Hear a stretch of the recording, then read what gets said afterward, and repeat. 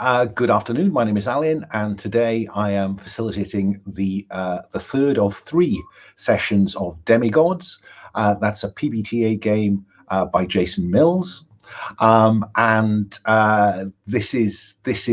it's a short series because we're running up to Christmas, and so next weekend will be a little busy, perhaps. Yes, this is a game organised through the Gauntlet Hangouts calendar. If you don't know about the Gauntlet, then you really should. If you look up the Gauntlet-RPG, you will find fabulous community of people, some of whom are with me today, all of whom I've played with together before, and you'll have a great time if you want to come and play with the Gauntlet, and even better if you join the Gauntlet Patreon and support the variety of its work, including some fabulous publishing efforts. So we are playing Demigods. This is a game about incarnated demigods, mortals with demigod powers, linked to one of the old pantheons. I'm not going to go on about concept, aims, tone, subject matter particularly. The players have been through that now twice already, so they know what we're about. If you, a viewer, want to go back and look at number 1, you will get a pitch appropriate to the game. We are, though, playing with safety tools. There are lines and veils in place, and again, I would say to the players, go to that tab, and if you think there are some other lines or veils you would like, then please just add them in. Currently, we're playing with lines on sexual violence and violence against children, and we've also I've lined. We're not playing with any real life pantheons or gods. We're playing with fictional mythological ones. We also have a line on parental deaths and suffering or peril. So as all your parents are gods and don't typically appear in any kind of jeopardy in the game, I think we'll be all right on that one. Veils. We're veiling, that is to say that while they may appear in fiction, we won't go into detail, they won't be displayed, we will draw the curtain across, and those are sex, torture, and suicide. And graphic descriptions of violence, injury, medical procedures, acute grief of the sad sort. Angry grief is fine. So those are the ones we're trying to avoid, or if they do crop up, we will just cut to the chase. So with all that in mind, let me ask the players to introduce themselves and tell us a little bit about their character. So can I go in reverse character keeper order just for a change? So Rob, say hello and introduce us to Sophie Fox. Hi, I'm Rob. I use he, him pronouns. I'm playing Sophie Fox, who's a she/her, and she is the daughter of Loki, but she is a celestial. So she. God, I'm gonna have to mute myself.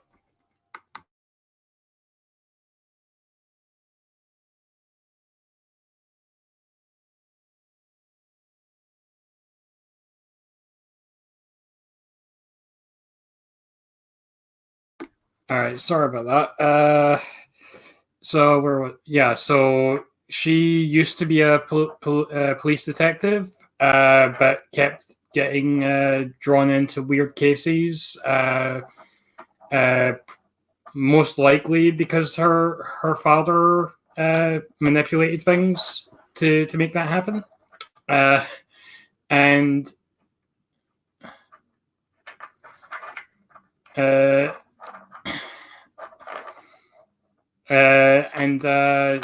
so she's become a private investigator now. And sorry, I was getting distracted by chat there.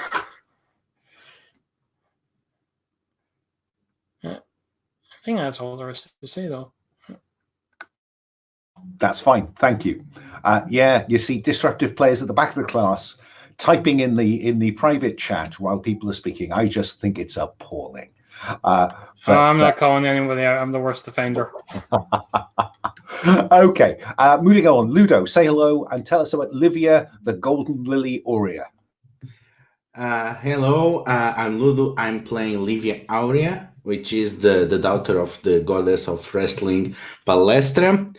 And she is someone that got involved in this world very recently. She is the head of wrestling staff, and she is a warrior through and through. And she is there involved now in this mess, trying to see what exactly Hermes and the other gods have been plotting. Yes, because while Palaestra is her mother, Hermes is peculiarly fascinated by her, I sense. Moving along, Sabine, say hello and introduce us to Dave Deth.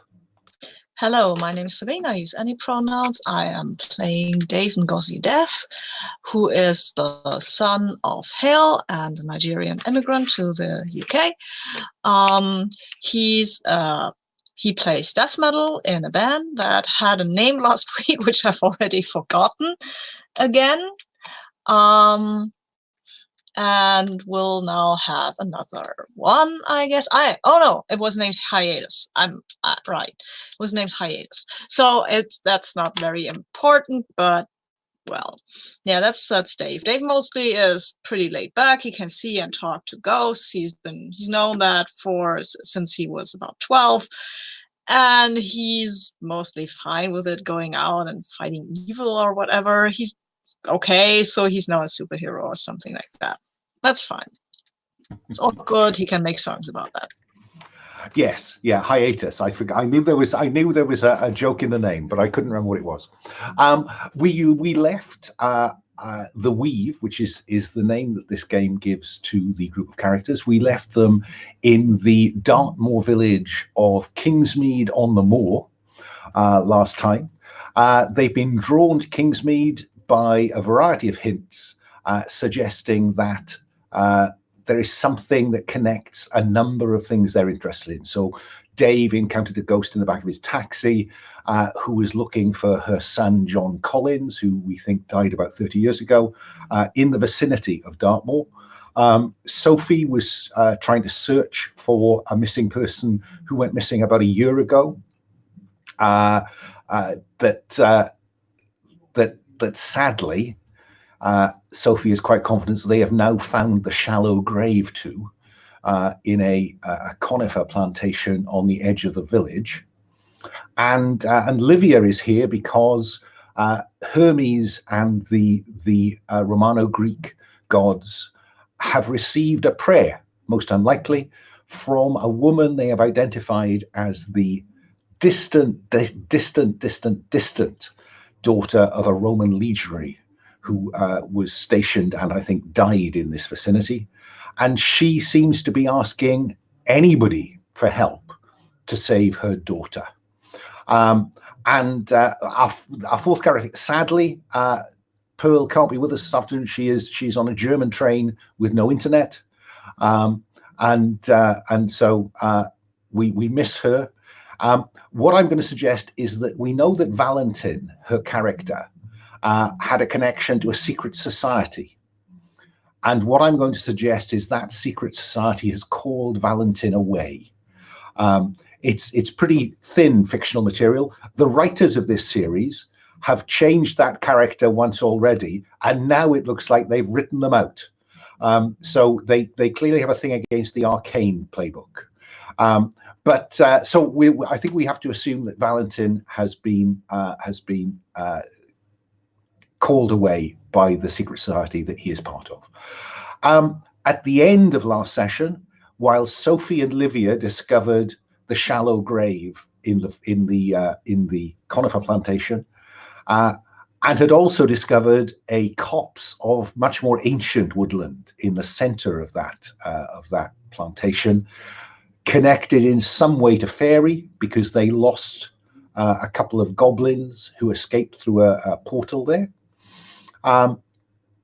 It was, I think, Valentin who had accosted two locals on the street and been kind of rescued by a woman, Anna Willacott, who is in fact the woman that Livia Aurea was sent here to help by Hermes. So that's all quite complicated. And what I'm going to suggest is I'm going to hard frame you into the living room of Anna Woolacott.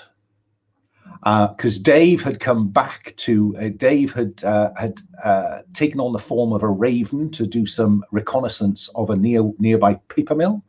There seems to be some connection, some difficulty between the goblins and the people who run the paper mill, but the nature of that is a bit unclear. And the paper mill is certainly, in Dave's eyes, suspicious. It is tinged with death. But let's take all of that on the chin for the minute, and let's cut to the sitting room of Anna Woolacott. It's a cottage, a stone-built, slate-roofed, 2-up, 2-down cottage on the village square of Kingsmead-on-the-Moor. And she is pouring tea, I think. Oh, not that looked like mead then. Yes. Yeah, mead came up last time. She is pouring tea for all 3 members of the Weave who are still in Kingsmead. And how do you want to proceed?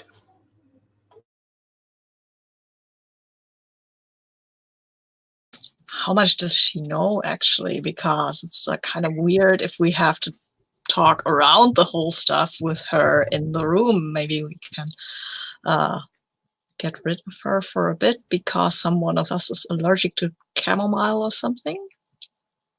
Oh, then she'll certainly she'll just pop to the kitchen and make you some good old builder's tea. Yeah, that would be lovely. That is a very weird allergy. Okay, and when she's gone, I'll turn to the other 2 and say, hey, you know what?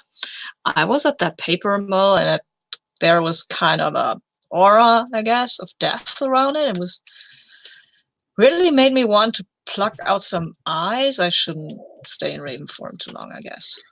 There are mass graves gone where they are planting their goddamn trees. Oh. Yeah, that's probably the reason behind the permadeath feeling that you're getting. So the trees are kind of leaching the death from those mass graves? Is that what you're saying, or? That's a theory. Probably someone with your senses will actually confirm it, but will make sense. Yeah, maybe I should go and look at them. The vision I saw, Julie Wells was being chased by something. I assume wolves, because it seems like she was torn apart by wolves. Yes. Wow. Okay. She was trying to get to, what was that, Alan? It was a bell tower. Was that She was trying to get back to Kingsmead. In your vision, you got her point of view as she ran through the forest, and she seemed to be aiming for a brazier burning on the church tower. Right. So yeah. Wait, there's this hunt going on. It's tomorrow, I guess. It's something the village does. Every year? They were very vague about the whole thing, actually. I think I can tell you it is. The sign that was up in the up in the windows. Right, it's an annual. The annual King's Hunt. It's an annual thing that is happening here, but that sounds so well. I couldn't even find out what they were hunting. It was just the King's Hunt. Maybe they're hunting a king. Well, I think they probably hunted down Julie last year, right? The time frame won't fit. Mm-hmm. Yeah, maybe they hunted John 30 years ago. So nice. So maybe this year they will choose one of us as prey.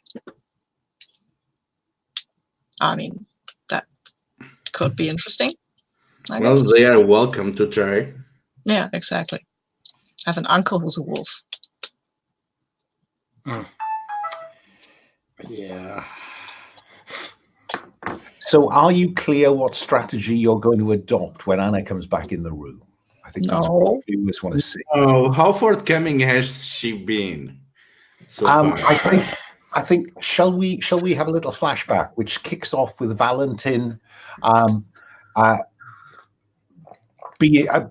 being abused really by a couple of old locals, and then Anna saying something like, "Oh, don't worry, they're always a little bit anti-visitors at this time of year."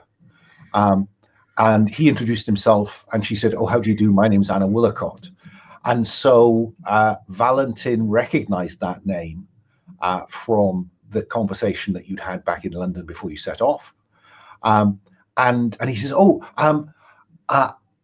he becomes slightly distracted. He says, "Oh, I may have to leave, but some friends of mine would very much like to talk to you." And he will have taken her back towards the pub, rounded up Dave, handed her off to Dave, and then disappeared around the back to his secret society portal. And I think at that point, Sophie and Livia will have arrived walking cross country down into the village. And I think we'll have Anna say something like, "She looks at you, the three of you, and you rarely see that look. It's the look of someone who notices that there is more to you than your humanity." And she says, "Have you been sent to help?" Yeah, sure, we have. I mean, because I will remind you that the lorry drivers that you helped out from Jaeger paper mill seemed unfazed both by the fact that they were attacked by goblins and that you were casting various divine magics in their vicinity. So they noticed. I remember that they noticed it, right? That there were goblins and stuff like that, which normal people don't. Okay, cool. So unless you want to talk some more, I'm going to bring Anna back from the kitchen. Okay. Oh, here's your tea. Thanks. Hey, can you tell us anything about the hunt, the King's Hunt? Well, if you've come to help, then that's what I'm so desperately in need of help. That's exactly what we came here for. Well, at least myself. My daughter Gwen turned 18 this summer, and so her name has gone into the ballot, and she's been chosen. There's this. Okay, I'm not going to say Hunger Games or anything like that, but ballot. Seriously. Yes. How much do you know about Kingsmead? Not much. That it seems apparently to be a company town. Only in the last 30 or 40 years. When I was born, this was a very different kind of place. And she tells you a story that she was taught as a child by her parents, and her parents were taught by the parents before that, all the way back to the middle of the 17th century. And the story goes that Kingsmead was being threatened by both king and parliament during the English Civil War. And the locals, in an act of desperation, sought help. And the help came in the form of Gator, the Goblin King. And the Goblin King offered to protect Kingsmead in return for once a year, there being a competition. And the worst that could happen is that one of the children of the village would be taken to Faery by the Goblin King. And in return, he made Kingsmead almost disappear. No raids appeared. King and Parliament ignored Kingsmead. And that is how it went on for generation after generation after generation, into the modern era. Only in the That's why it's so boring.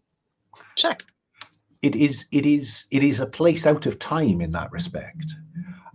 In the early 20th century, perhaps because the power of Faery waned, it began to get visitors, but they never stayed long. People knew about Kingsmead. Kingsmead began to be included in the mortal world and was seen as a curiosity. But somehow no one ever asked the question about where it had come from or why. Nobody knew much about it until the turn of the 20th century. And then that proceeded until about 45 years ago. And 45 years ago, there was a meeting in the village, a meeting that that really was trying to begin to voice a concern that maybe it was time to do away with the Goblin Pact that had protected them. Because people said, why, we don't need protection anymore. And then, as if in answer to their prayer, a man came to the back of the village hall where they were meeting, introduced himself as Walter Jaeger, and put a proposition to the villagers. And the proposition was that his company could see off the goblins and end their scourge. And all it required was once a year there should be a ritual to recognize the help that the Jaegers were giving them. And that is what the King's Hunt is. Every year, any local child who turns 18 is entered into a ballot. One of them is selected, and they are taken out into the wilds on the moors, blindfolded, so they don't know where they are, and then they are invited to find their way home. And all they have to do is to succeed. However, the Jaeger pursue them. So it went until about 20 years ago.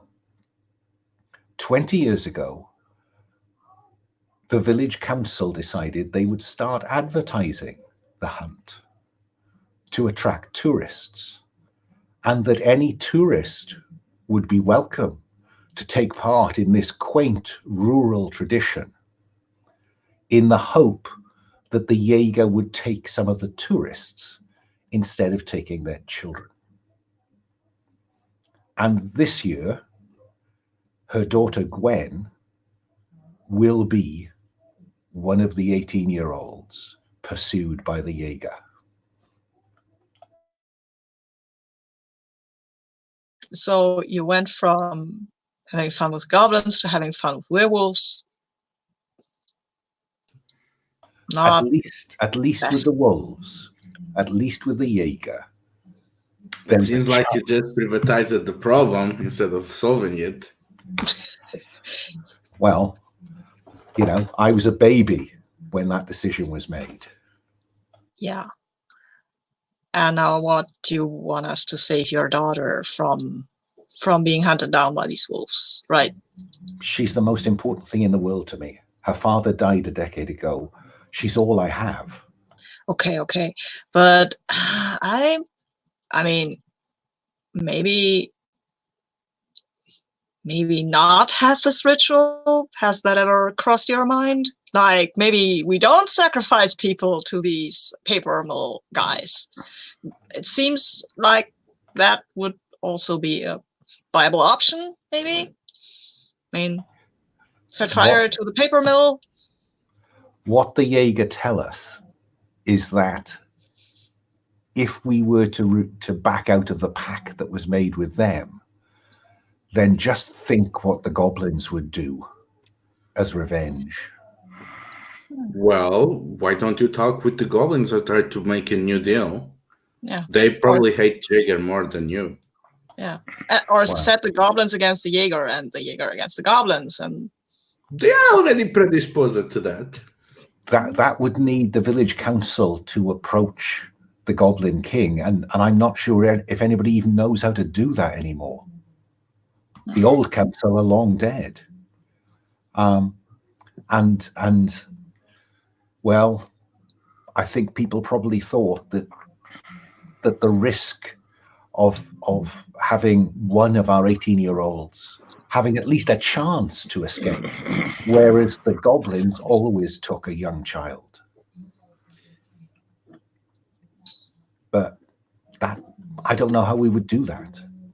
I mean, and how the Jaeger would react. Does any of you know how life in Faery even is? Because I can tell you, they've been killing people. And she knew that occasionally goblins come across and cause trouble, but they've been killing people. No, not the goblins. Jaeger. The Jaeger are killing people. Goblins aren't. Oh, and she says, yes, to our shame. I think we all know that. Our hope, frankly, is that it's more often a tourist or the town council. That's charming. That's really charming. Yeah, sure. If it's someone that I don't know, it does not matter. You know, that doesn't make me want to help really a lot. Yeah. To say it's better that the tourist dies because tourists are bad. If you can stop it happening at all, that would be wonderful. But but if we go by the same logic you're going, at least if it's happening, at least it's on a place that I never went to or never met anyone. We are here, and by the very act of being here, you know that we disagree with your view on this. But this isn't my view. This is the town council, the councils, and to get away to get rid of Jaeger now, the paper mill is the only source of income for the village, apart from this one day a year when tourists flood here. You know what? Fuck you. That was all the doing of this village. They made weird deals, and I can get that if they don't want to get involved in a civil war and make a deal with goblins, okay. But making a deal with these Jaeger people and sacrificing people to them, no, that's on you. And if your village dies out, then, well, then maybe it deserves that. And she falls on her knees in front of Dave and says, please, it wasn't a decision I made. Almost no one in the village now alive was here when that decision was made. You can't sacrifice all of us and our futures. Yeah, that's the problem. You know that this was going to happen, but you only call for help when your daughter is in danger. Sure, you were not there when the deal was, but you could have called 1 year ago, 2 years ago, 3 years ago. Your village still practices the sacrifice. Yeah. The village is still okay with advertising the hunt. The village is okay. The village is complicit in this thing. And if the paper mill dies and the villagers have to move to London or somewhere else, to Sheffield or whatever horrendous place there is on this benighted island, then that is on them. And then that is still a future that these people that get hunted down by wolves and eaten won't have. So tell me what I can do. Well, you are local. You know probably better about alternatives. How the community can be a community instead of being, the workers of a company. That's what we are interested on saving, not Jaeger paper mills, not this pact. If there is actually a community here for us to protect, tell us how this community might be served. I really don't know. I mean, the council, the village council won't vote to have Jaeger closed. Maybe if the paper mill just wasn't there. Or what if the paper mill was under new management? Or the paper mill continued to be a source of employment, but it wasn't associated with the ritual. I don't know. That's why I've resorted to prayer. How did the Jaeger get the paper mill in the first place? Did they have it before the ritual or after the ritual? Oh, when they first made the offer, they part of the offer was that we agreed that they would plant the forest plantation around the village, and then a decade after that, when the trees began to mature, they came with the offer to build a paper mill, and that was taken as well. What exactly Jaeger compromised to make for you? Because the terms with the Goblin King was that no king or parliament. But what did Jaeger promise? That he protect them from the goblins.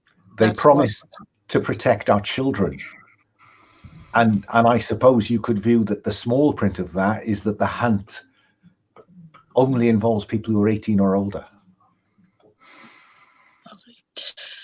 I think maybe we should talk to the Goblin King and see how we can get him to take out this paper mill.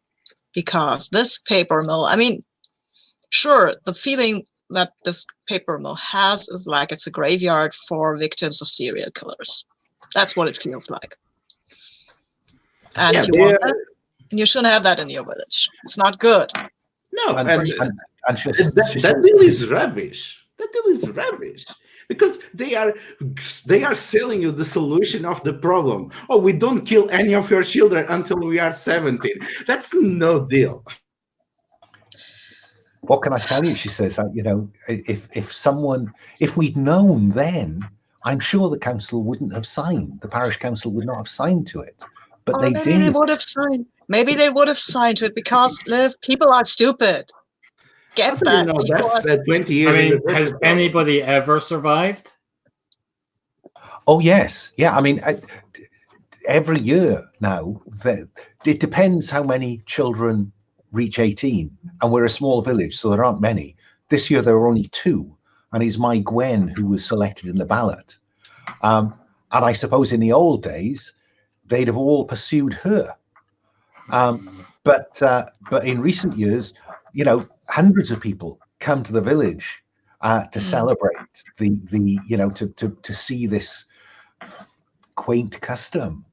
And any of those visitors can opt to be part of the hunt. And sometimes the villager child comes back, often because, to be honest, we prepare our children now to be better able to survive. So that some other schmuck gets the wolf, right? It's charming. It's very clear that this is a moral dilemma that she would prefer not to confront. And clearly, if she's an example of the village, it's not a moral dilemma that they have chosen to confront very much. Certainly not in an official way. And it's clearly shaking her. What about? I'm just curious whether anybody wants to trigger a move at this point. I don't think so. I mean, a classic Percival, unless anyone has any specific one. I mean, I think smite your enemies is not really appropriate, and she might have to perform under pressure, but we don't bend fate. I don't think so. I don't think we need to sway her really, because she doesn't like the ritual anyway. I just wanted to check, because she appears to be being as open as possible, and clearly the challenge that you've presented to her has shaken her. She's kind of, I wish it wasn't like this. That's why I prayed to anybody and anything to help me. Can you end this thing? We can try. I think there is good grounds. I mean, Dave, don't you say that there is death everywhere? Sure, there's death everywhere, but look, I see it. I feel it everywhere because I'm Hell's son. But there are quantities, right? There, and if you go to certain places, or like the Grenfell Tower, you don't want to be there right now. Yeah, but the whole thing hinges on that Jaeger is protecting their children, keeping them away from death. But at the same time, the argument can be said that these children are growing their whole lives poisoned by death, if it's that strong. So we can say that Jaeger is breaching their faithful covenant, and at least we know we don't have the fates on our asses when we break their faces. I'm not really afraid of the fate. We can talk to the Goblin King. Yeah. And see Yeah.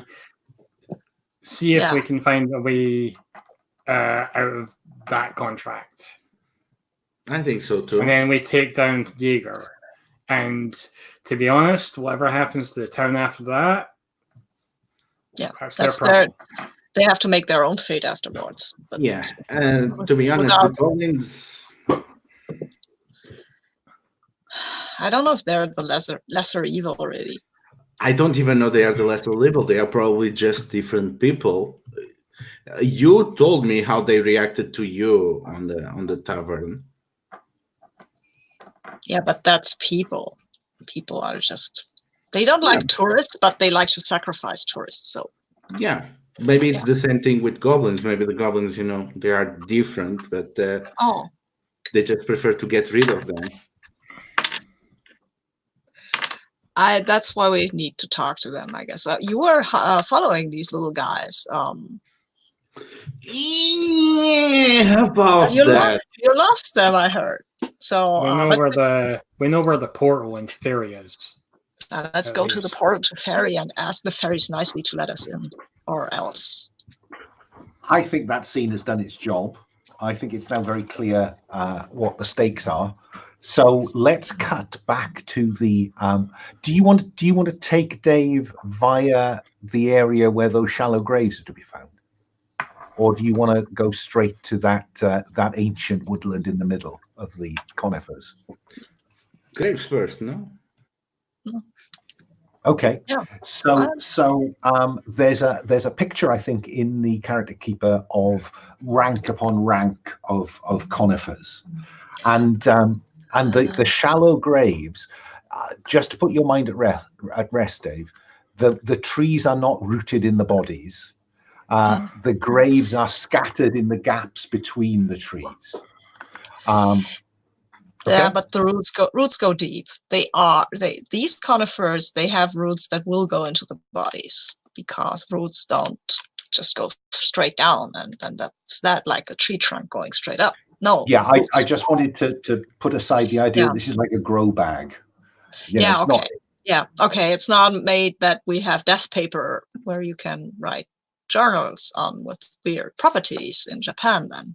But no, okay. But graves, right? Ghosts, any around? There are spirits all around. Dozens of them. Wow. I'm asking the nearest one. I'm looking for John Collins. Where is he? I think then that is probably triggering Pierce the Veil, but because you are using your ability to see ghosts, I'll have you roll with advantage, I think. Oh, nice. I like rolling with advantage. Pierce the Veil is judgment. I'm a very judgmental person. Maybe. I have to add another dice. No shades of grey with Dave. No.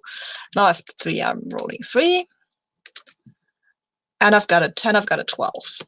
Oh, it's 13 when this game has another threshold of success. Yeah. So close. Yeah. Is there anybody who can in any way help you with that? No, I don't think they can. Okay, let's go with it. Okay, so you get you can ask 3 questions. Sorry. Yeah. You can ask 3. You can ask 3 questions from the Pierce the Veil move on the moves. I will, because none of us particularly like lists of specific questions, I think. So I will interpret the questions as widely and vaguely as I can. But the point is pretty clear. Where is this person? Where is John Collins? Ghost. John Collins.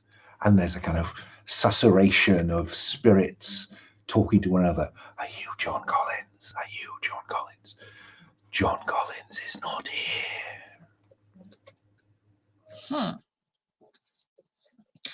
Okay, then. I would like to ask, What happened to John Collins 30 years ago? And there's the ghost of a woman. From her look, you would say that she is dressed as someone from around the turn of the 21st century, so the late 90s, early 2000s. And she says, the one who killed me was called John. They egged him on.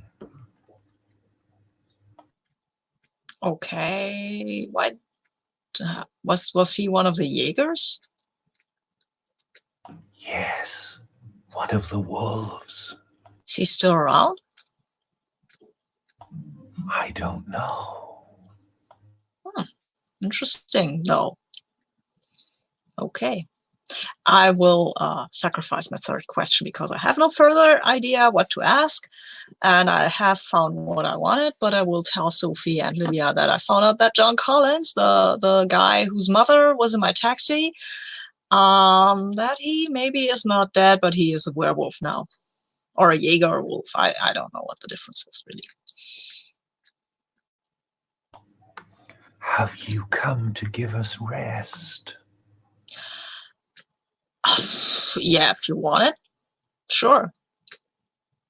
And there's again that susurration of, do you want rest? We have been here so long, most of us. Okay. Guys, I have to get these people to the afterlife. Sorry.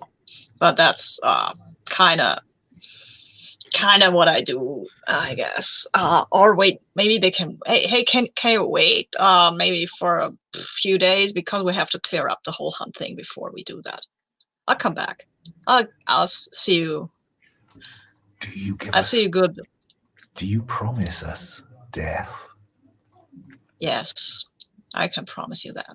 I will come back and I will guide you to wherever you have to go. Then we will wait for you. Good. Fine. Oh, we can go now. I'll come back and take care of these guys. What time of the day is it at this point? You arrived mid-morning. I think that probably by the time you'd done everything in the last session, it was midday. Let's assume that Anna Willicott, as well as giving you tea, gave you some sandwiches for lunch. So it's early afternoon. Unless it would be dramatically appropriate for it to be some other time, in which case just tell me. So what I was going to do is I was going to find maybe a puddle to gaze into. I'm always very happy for there to be a convenient puddle in this woodland. We know there's at least one. And I guess there's always the possibility of making one if you're really desperate. Yeah, so I'm gonna find a puddle and I'm just gonna crouch down and stir it up a little with a finger. And I'm gonna use my tracker move. Fine.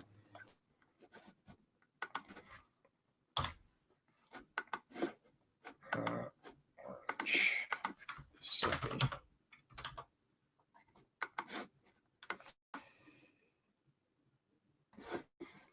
Okay, so it's plus judgment.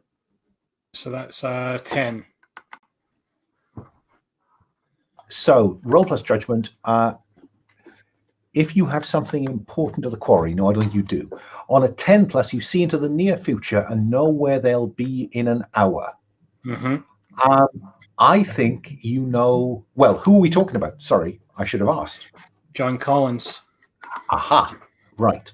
I think that you know that John Collins will be in the. What did we call that pub? We called it the Goose and the Crown Goose. That he will be in the Crown Goose in an hour's time. He's in Kingsmead. He'll be in the Crown and Goose in an hour. You're Mr. Collins.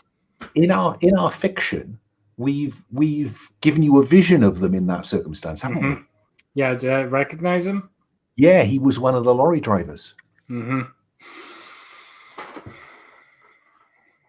Oh, I guess I lied to his mama then. What an asshole. She thought he was gone and dead. He could have called her or sent a postcard. I mean, I'd do that. Can it be that I'm he's sure. dead?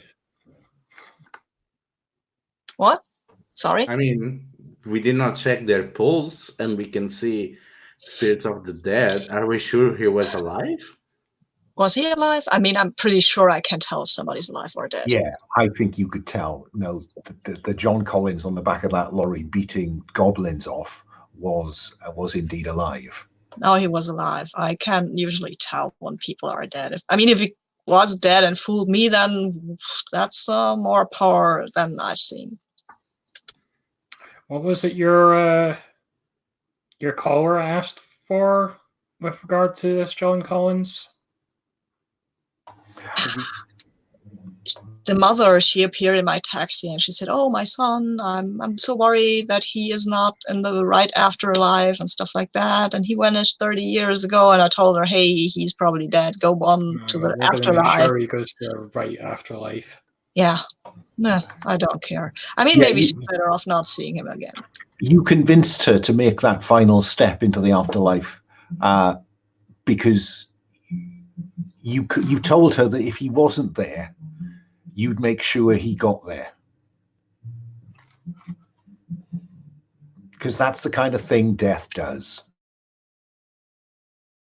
Yeah, well, let's see. Maybe I have a chance to guide him into the afterlife sooner or later. He seems a right bastard, though.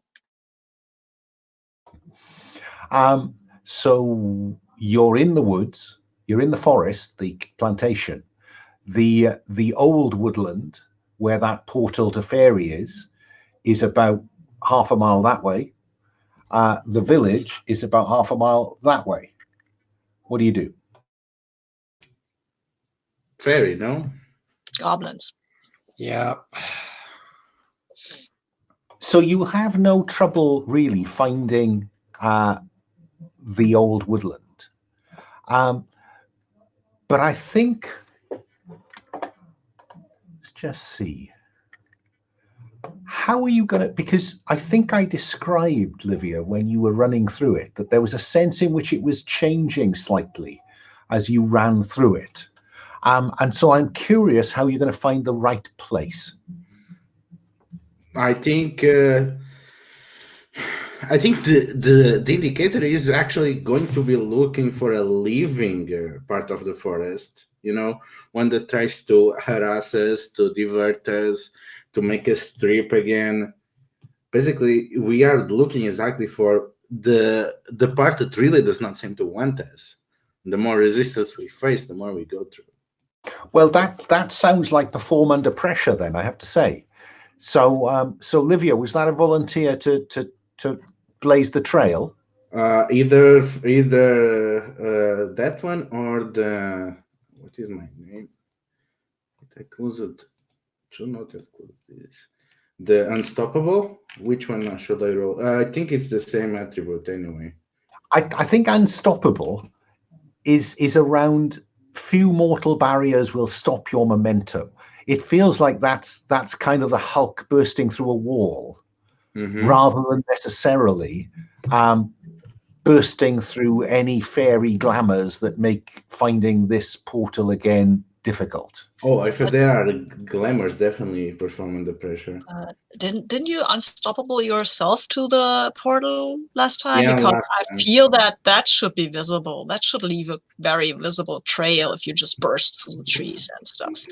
I think the challenge is that in the way that the forest changed around Livia as she was chasing them, it has now changed again. So when you arrive at the edge of it, you're pretty certain, because you can see where you ran through the plantation to get to the point where the old woodland starts. And the trail goes into the old woodland that Livia left, because that's how Sophie found her. but it looks different. And even the route that tripped Livia up, when she looked for it, there was nothing there. So I think it is probably someone is going to have to perform under pressure. I got a 12. Well, that's job done then. So on a 12, oh gosh, 13. I kind of want somebody to get a 13 at some point, just so we can explore the top end of these moves. Maybe someone could help her? Isn't there something you're supposed to unlock, though? I think it's... Yeah, I think so. I think you need to buy the 13. Oh, shame. Oh, I well, think never it mind. is like the other PBTA, in which you need to unlock the 12 plus. Okay. Oh, that might be Ascendance, mightn't it? Okay. So Sophie, it doesn't sound like we need your help to find it. You find the same trees. You remember they're both they form a kind of circle.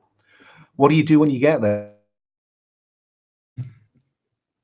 I turn to Sophie and say, well, you're probably gonna get a better reading than I did last time. So, I mean, we can see the circle, right? So that's definitely the portal that it disappeared through before. It is. Yeah. And I think that with your demigod-like senses, I think there's a tingle to it. You know, the hairs on the back of your neck are standing up. So I'm gonna, summon Leviathan, and just sort of poke the portal with the tip of it. Okay. So, is that a move, or because Leviathan is an epic ranged weapon, which makes it sound like you're going to shoot the portal? No, I'm just poking experimentally to see if it reacts. Okay, and when you poke Leviathan between these two tree boughs that are forming this approximate circle, it passes through like there's nothing there. Okay, I'm gonna use my third eye. Oh yes, fine. I'm a bit bored with Pierce the Veil. Have you thought about Oracle? Sure. Describe what you want to see in the near future or recent past, and roll 2d6 plus judgment. On a 10 plus, the vision is mostly clear and gives insightful directions. Okay. But I'll give you advantage because you're using your third eye. Well, I'll just re-roll the lowest one if I... Yeah, so I'm going to re-roll that one. Come on. Okay, so that's... it's plus judgment, right? That one? Yeah. So that's 11. The vision is take +1 ongoing when following the signs. What does Sophie see as the means to open the portal?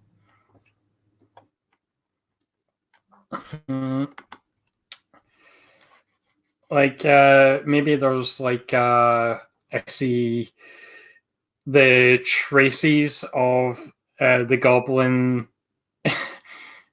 Yeah, the goblin's basically doing a dance to activate the portal.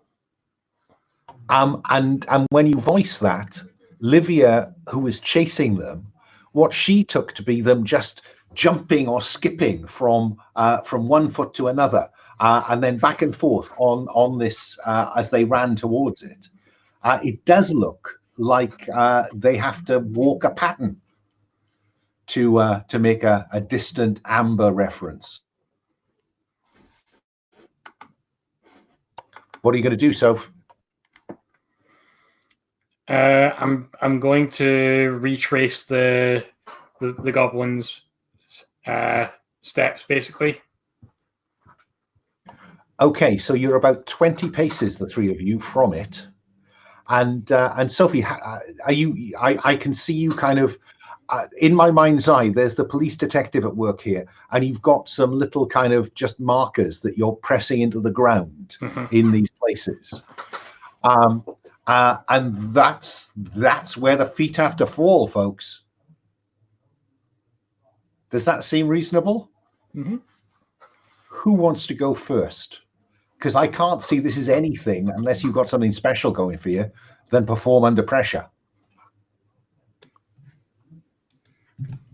So who rolls? Well, I think each of you needs to roll. But what I will do is, if somebody gets through and somebody else is following them, then that could give them an advantage. Okay. Yeah? Yeah. I got the 7. So on a 7, there's a complication. Choose one option from the list or ask the herald for a problem. So does one of those appeal, Livia, or are you going to come to me? It takes longer than it should, especially stressful when you are the first. So we see Livia, and we all our pictures of Livia so far have been action-packed, and she's running quickly through forests. And now, what does that look like, Livia, when you are carefully going from place to place? It's more like, she's rehearsing, jobbing for someone. So she's way too focused in performing the right things, selling it, that it's like the steps that the goblins are. So she's trying to mimic the goblins and being extra careful. And I have to compensate because of my different tone weight and everything. And it seems to be pretty stressful because she's doing way more athletic feats than possible. And I figure that must be stressing the others out. Well, certainly, it's very stressful for you when over your shoulder you notice that Dave is filming you as you go through these arrangements. And so we see you tiptoe through the moss and the boulders, and finally land your foot on a boulder and jump through the trees, and you're gone. So that was success, albeit with an embarrassing complication. So who wants to go next, rolling with advantage? I'll go next. Okay, so roll plus metal. Yeah, metal. Let's see. So it's a straight roll. I get a +1 for the Oracle 10+. Yes, and you also remember rolling with advantage because you are following Livia's instructions. Dave is probably filming you as well. Okay. All right, so that is 12. That's not bad. So on a 12, it is obviously clear that Livia's careful foot placement has done everything to help Sophie. As Sophie jogs neatly through it, leaps for the two trees, and disappears when she passes between them. Dave, it's all down to you now. You're rolling with advantage because you've seen two possible.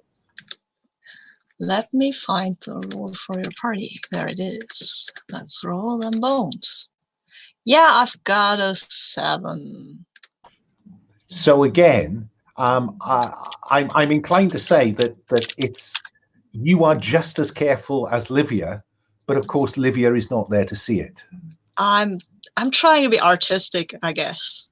I mean, this is kind of like a dance, and I'm a bit in the mood, and then I have to find the right music for that. I'm making this more complicated. Also, I want to have a pic. Now nobody's there to take a picture of me, which is kind of boring. Damn. Okay. Yeah. And on the other side, it's an autumnal woodland. There are the trees are a russet brown where the leaves still hold, and the ground around you is layered with deep dried leaves of autumn. What do you do?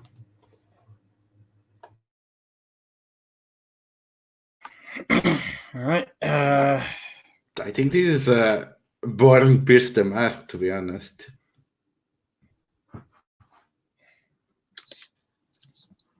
Hello, anybody here? We're looking for the Goblin King. I think that I'd like you all. Now, let me just think. Yeah, the trees begin to.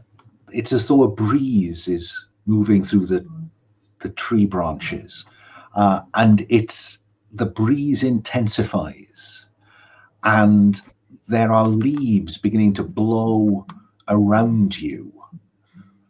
What do you do? Follow the breeze, I guess. It's swirling around you. Hey, leaves breeze, beginning to. guide us to the Goblin King, or we stop playing nice. And tree branches begin to swing down into this little clearing. What do you do? Wait, I guess. Maybe that's the Goblin King. You see? Okay. I call my scythe, though. Oh, right. Okay, you call the scythe into being. I think probably, let's see, of the three of you, Sophie, I think you look the least threatening. Yeah, because Livia is built like a wrestler. Dave has a scythe. And Sophie, you look like an ordinary mortal woman.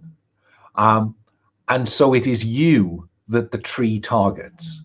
Would you roll? What do you want to do when you see this bough swinging down towards you, Sophie? I'm gonna raise my my death stick, basically. And fend it off? Yep. I'm trying to work out whether you intend to do it harm or simply protect yourself. I want to give a warning shot, basically. Okay, so you are going to smite your enemies, but with an intent to demonstrate rather than harm, because that is an option in this game. Yeah? Yep. Go for it. Okay. So I put something in prowess. No, I didn't. So it's 5, 6, 7.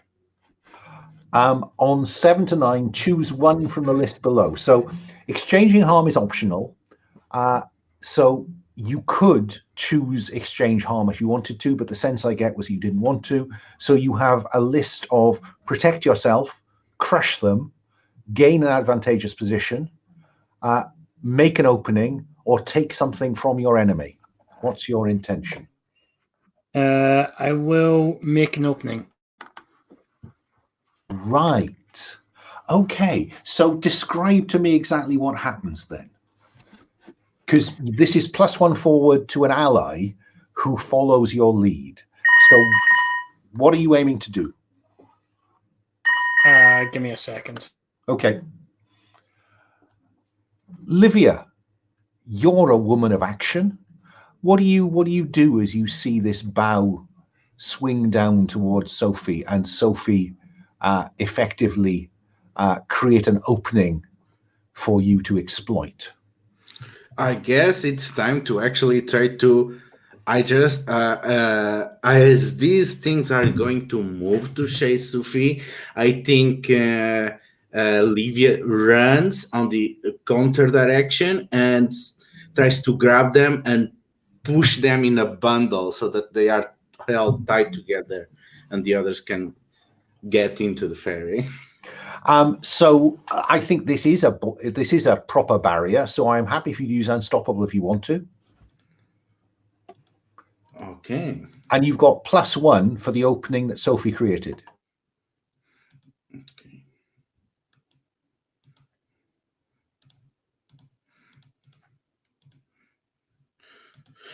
Eight. So on a 7 to 9, you break down the barrier but take 2 harm. Yeah. So if you would mark that harm, unless there's something that would get in the way of that. But yes, so you grab hold of these boughs. I think maybe we see you run round, almost catching them in your arm, and then swinging around and out of this this swirling storm of leaves, landing full square, and the wind has gone. And instead, there is standing before you a rather elegant young man. What brings you to these lands, visitors? Arigator! I am page to the great king. Then get us to him. Please follow me. He's dressed in very archaic clothes, I think. You would suggest that they are probably Georgian. That's the look of him. He has a rather grand wig and powdered wig and breeches, and a hooked staff, and he walks very elegantly ahead of you. Say, fellow, are you from Kingsmead? Oh, that's an interesting question.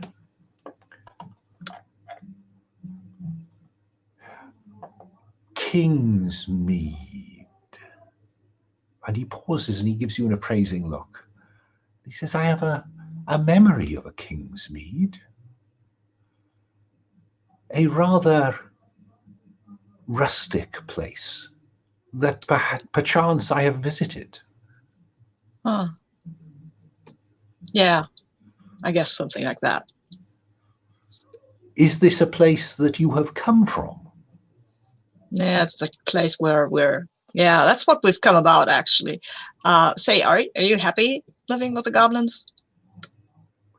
I serve the king, and so I am greatly honored. I guess that's a yes. I suppose that it is, sir. Okay. And he leads you through the woods to a low mound with steps going down into it. And he stands to one side, and my Lord King awaits you and gestures you down the steps.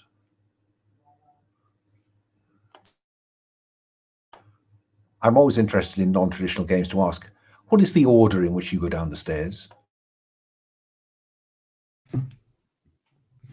Livia steps up. Who wants to follow Livia? Sophie. And then Sophie. Are you followed by Dave? Dave, do you follow Sophie? Yeah, of course I follow. I mean, I'd bring up the rear, which is fine. I've still got the scythe. And you go down into the dark, and then there is a dim light, and it feels like you've been walking down a lot of stairs. But you're demigods. You know that time, distance, place are malleable things. And you come out into a large hall. And I think it's fair to say that it is cold here. And there are, as you approach it, there's a kind of chitter, chitter, jibber, jibber, jibber, chitter, chitter, jibber, jibber, jibber. And in a candlelit hall, you see it's packed with goblins. And at the far end, in a shaded alcove, you can see someone or something sitting on a large throne. What do you do?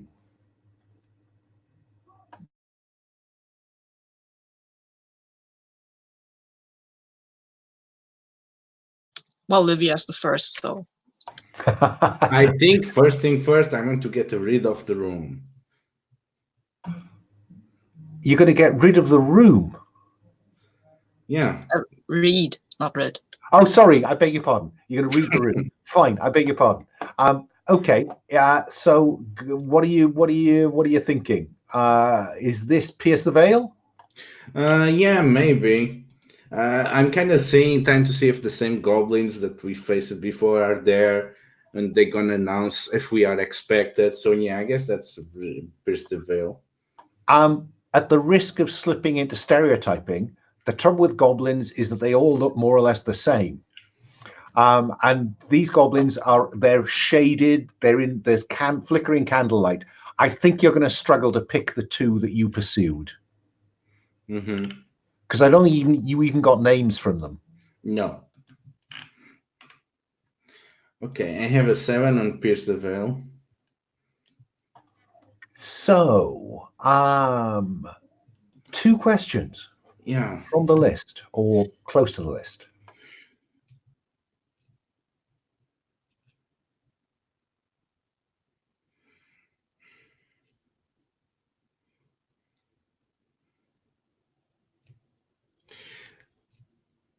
Because fairies are tricky and they involve glamour. I want to know, despite the appearances, where really is the Goblin King in this room? Oh, that's rather clever. There is an archway to one side. And as you read the room, you can see that there are some burly goblins between you and that archway, suggesting that perhaps they are guarding the Goblin King to one side, not whoever it is sitting at the far end of the hall. Yeah? Yeah, and the second question, because I think probably goes back to the dealings with the Fomorians that we established on the first session. What will the Goblin King want from us, gods? I think that your experience with these kinds of creatures, your knowledge of these kinds of creatures, tells you that invariably they want a favor or a deal. Yeah? Does that seem fair? Makes perfect sense. So knowing this, she approaches this archway and announces herself. I am Livia Aurea, daughter of Palaestra, granddaughter of Hermes, guest in your hall. I welcome your hospitality, O King of Goblins. That sounds like sway to me, but I would like to know what kind of emotion you're wanting to elicit. Well, time to play up the Greek role. I'm trying to invoke Shanus. So I'm trying to invoke the spirit of hospitality. Fine. Virtue more beloved by my pantheon. Roll plus awe. And my eye is only.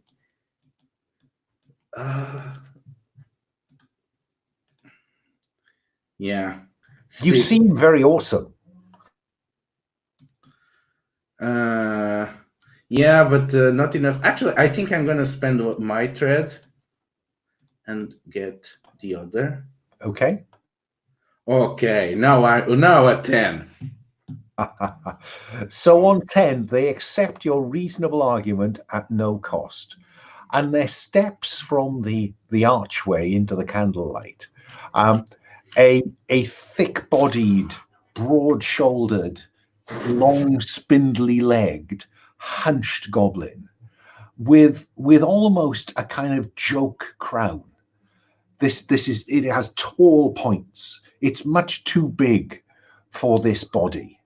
But he looks at you and he says, I accept the rules of hospitality, daughter of Palaestra. What brings you to my hall?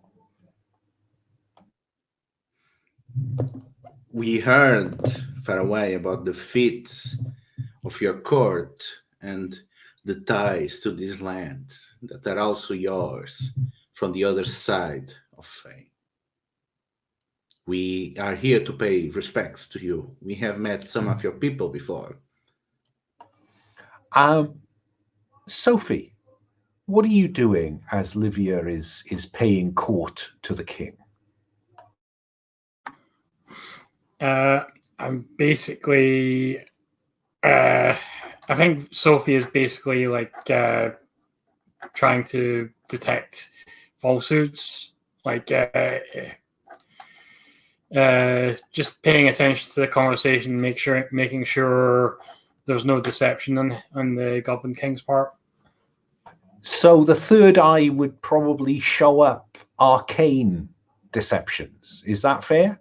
Mm-hmm. So is that a straightforward pierce the veil, or are you performing under pressure? What's your preference? I'm not so much interested in the questions for pierce the veil as just to give me a feel for whether that goes horribly wrong. I think it's a pierce the veil. Do your thing. You can have advantage because of the third eye. Okay. So that's a 10 plus 2 and a 12, but I'll re-roll the 4 just to see. Yeah, it's a 12. Oh, I mean, we'll put up with a 12. So I think that you get a very perfect perception. Not all of these goblins are real. And that is not a goblin sat in the throne at the far end of the room.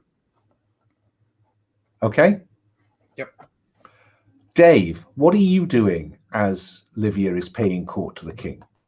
I think I am just standing there with the scythe, and I will try to emit a sort of the aura that I am a demigod and that I'm not to be trifled with, and that they better do their damnedest not to get in my way and not to cross me. So that's what I'm trying to do. That sounds like you are seeking to awe this hall full of goblins. I totally am.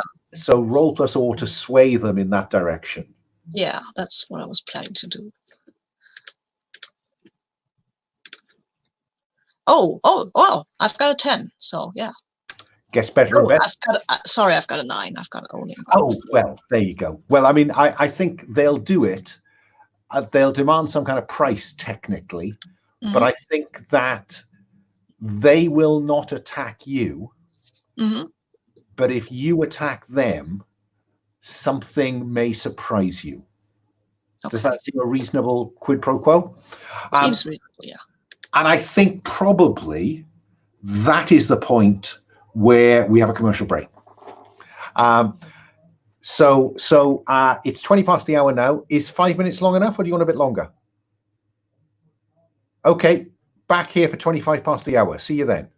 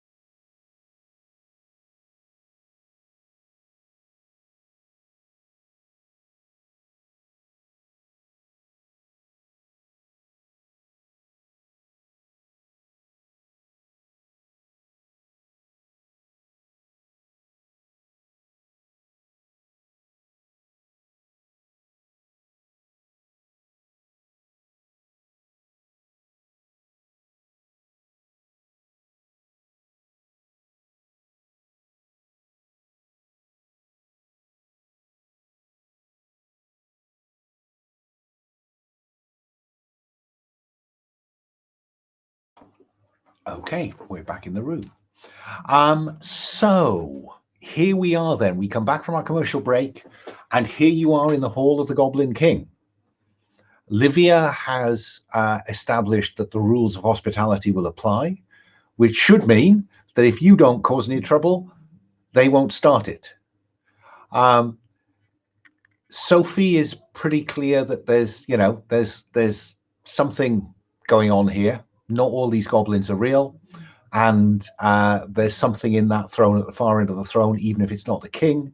And Dave, we know that they are in awe of you as we speak. But if you do start something, you might face a surprise. Yeah? So with that, let's go back round to Livia. What do you do next, Livia? So I think once the courtesies are done, Liv is going to jump right to the throat of the beast, let's say, and go, well, we've met some of your people and they seem to have a quarrel with this group, Jaeger. It comes to our attention that Jaeger has been meddling in... At the mention of the name, there's all around the room. And the king puffs himself. You name them here. You come in, you claim hospitality and name such enemies. I've been in many war councils, and on all of them, we must name our enemy before we declare our plans to fight them. You come to be allies. We are no friends of Jaeger, that's for sure. We think that they are meddling with things that they should not meddle with. We need to put them back in their place. And his beady eyes sparkle with possibilities. So, you would attack the invaders? Why don't you tell us, oh my king, what has Jaeger been doing to these lands that are as yours as they are for the humans? They defile the king's hunt. They smear blood across it. They draw mortals to death here. They are unclean. Sophie, what's your reaction to all this?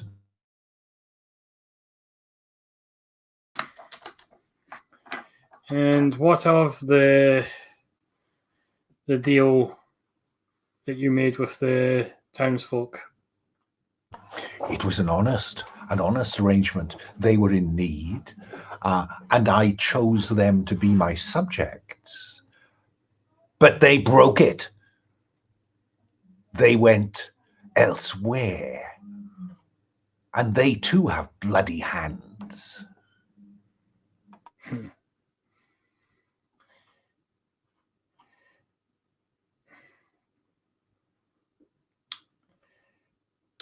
Well, that's fair enough, but we would not see the village harmed. That would be the deal we're offering. We will help you destroy Jaeger, but the village remains unscathed, and the bargain is henceforward null. Then what have we to gain, Deth? You have to gain the death of your enemy. But there is no profit in it. The death of your enemy is no profit? Simple revenge is not enough. Well, you're saying that it's poisoning your lands and your rituals with death. That will stop. That is profit. And there's a murmur of from around the hall. There is some truth in that, warrior. There is some truth in that. The forest could return to us. How would you achieve this? I propose we work in tandem and that we disrupt the ritual. The hunt? Yes. That will be difficult for us. They took that night away from us. The villagers took it from us when they signed in blood with Jaeger. Indeed. But were no part of the deal, and in a way, they took that responsibility from us, but the night can still be claimed. You made no deal with Jaeger after all. We are, and they're clearly embarrassed, we are confined for that one night of every year. How did Jaeger achieve that? Our arrangement with the village gave us power over them for that night. When that power was taken, so were our rights of access. Oh.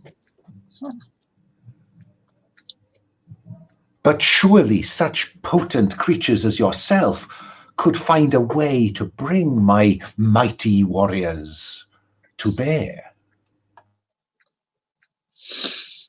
I have an idea. I can invite you to a cage match. A cage match. You offer me your hospitality, I can offer you mine. We can divert the hunt into my domain, and I can willingly invite you there. For this one night. For this one night. For this one match. You could do this thing? It is within my purview.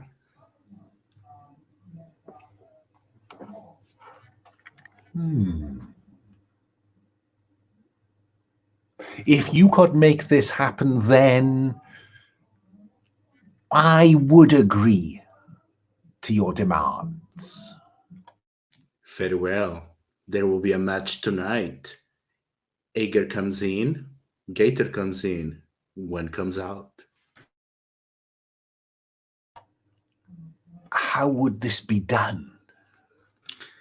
We'll need to intercept the hunt and challenge them and invite them into my place of power. They must pursue once they have declared a target. Do they not? So all we have to do is to bring the target to my place of power, and they must come to us. And how would I get there? Well, are you not Fae? Are you not master of the hidden paths? Once you have an invitation, you should be able to come. And I think I can tell you without a roll that he looks at you and he looks to the throned figure at the far end of the hall, just an eye flicker, and says,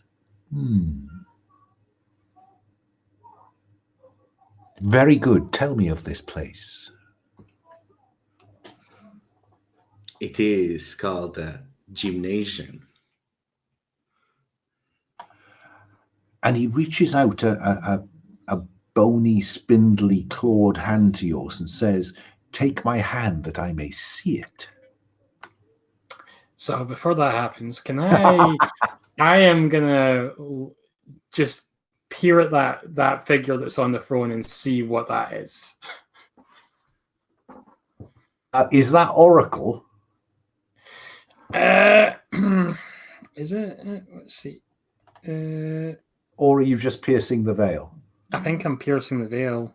Okay, go with pierce the veil. Roll plus judgment.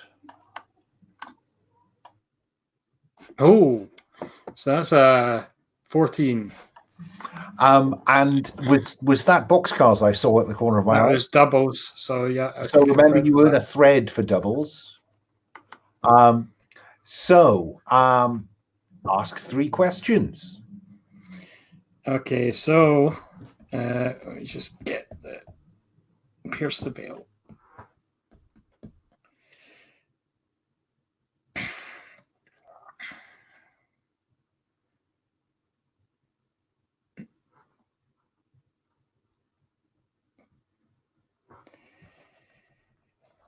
What is the purpose of this person, place, or thing? Let's just.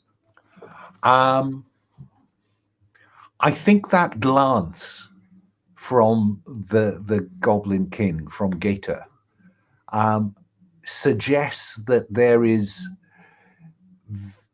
they are somehow accountable to that figure at the far end of the hall. So maybe the purpose of that figure is to hold Gator to account, or perhaps control Gator.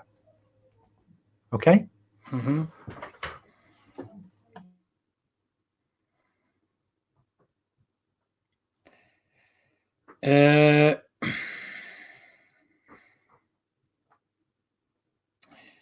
What is the greatest danger with this person, place, or thing? The greatest danger to the weave sits on that throne in that alcove at the far end of the hall.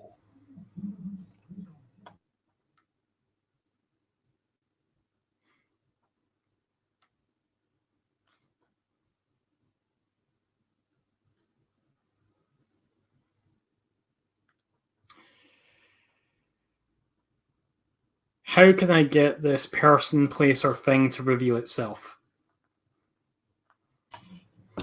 I think that probably we see flickering through your third eye a number of possible futures.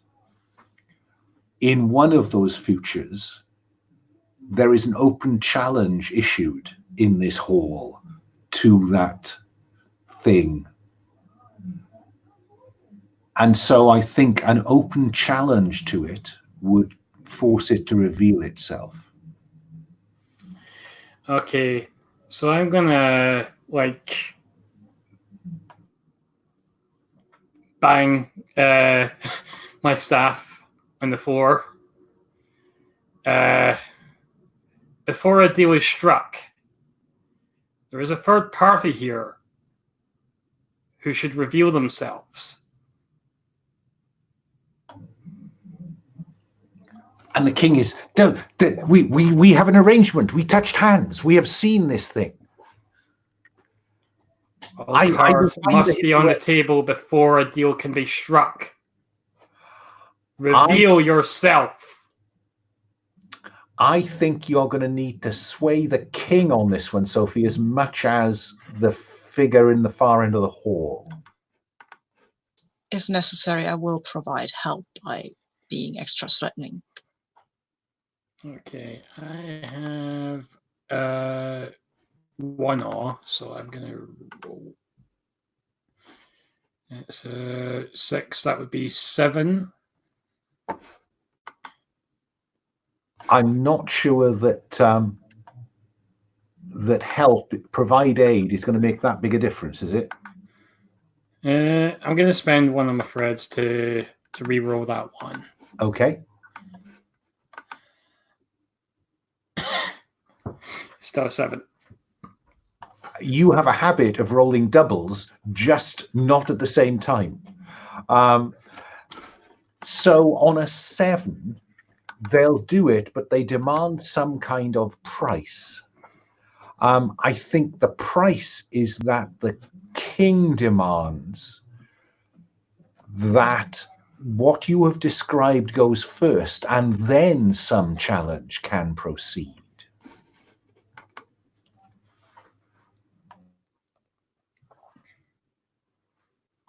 No, that's not fair. That's not fair. 7 to 9, they do it, but they demand some kind of price. The price is that you, Sophie, will meet them barehanded in a formal challenge.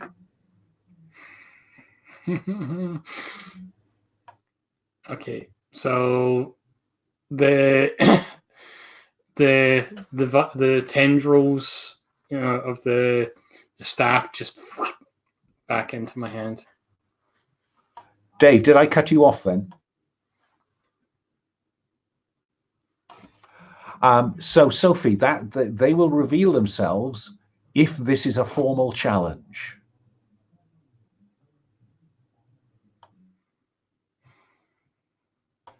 Is it? Says the You king. who threatens the weave, reveal yourself and face me.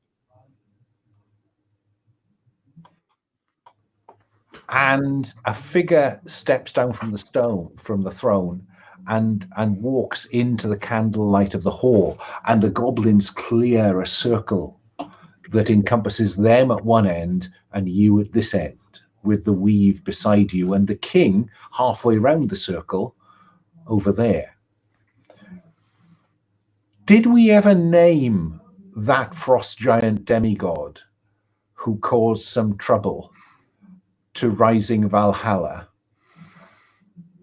I think it might be time I think it might be time to name him or her now. Would anyone like to tell me what their name is? I think we could name her Guldur. I find that as his name. Fine, it is Guldur. Livia, what does Guldur look like? This frost giant demigod. Guldur looks. She looks like. She looks like a statuesque 7-foot woman that is all angles. There's not a single curve in her body, and it's all deadly angles. It's like she could make you bleed with just her elbow. Yeah, these really are very sharp cheekbones. She is exquisitely constructed. And she looks across the circle at Sophie and says to Sophie, the last time I saw you, you were in a puddle of water, I think.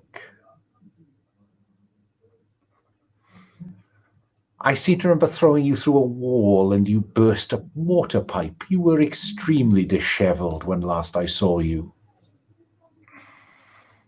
And she is describing the circumstances when I think somebody saw Sophie disheveled and at her worst. That was me, and she was actually dead. She would have died if I had snapped my neck. Yeah. So that's the last time she saw you, when she threw you through that wall. And she doesn't know that you came close to death, because I have a suspicion Livia may then set about her. And she looks at you with those icy, icy, icy blue eyes and says, and you think you can do better this time? And begins to walk into the circle. What do you do, Sophie? Deal's a deal. I walk into the circle. Dave, what if anything are you doing at this point?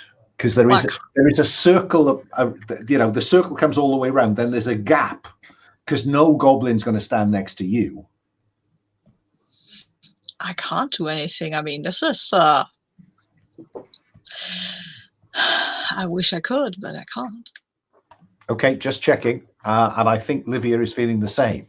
So Sophie, you approach Guldur. What do you do?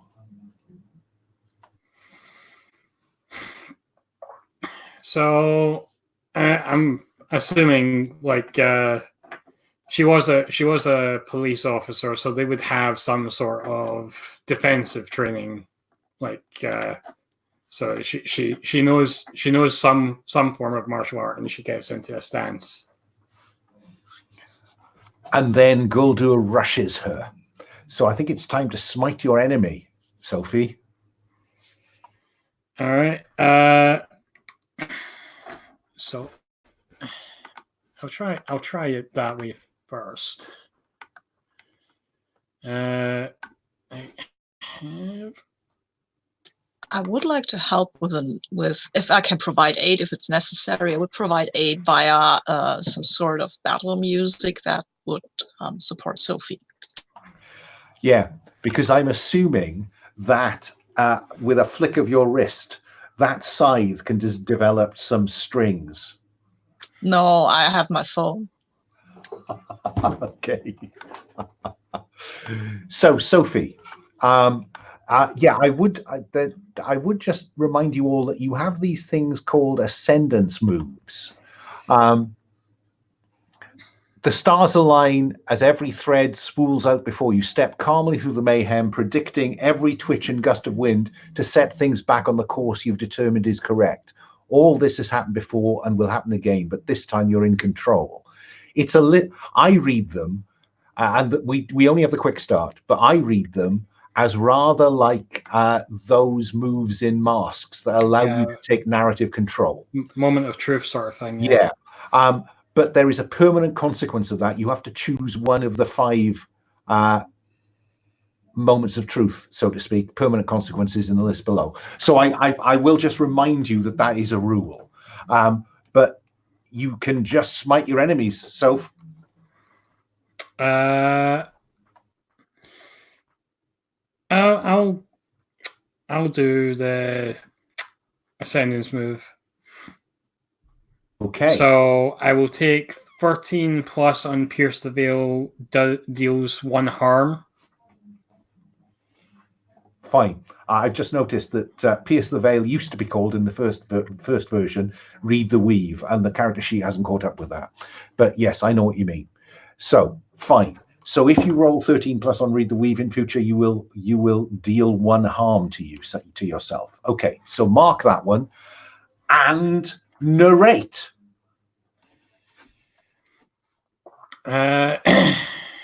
So I think Sophie basically is just predicting his moves before they happen. So he's just almost matrixing her way past all the blows, and is able to identify weak points in his in her defense, and just jabs past them to sort of shatter their armor.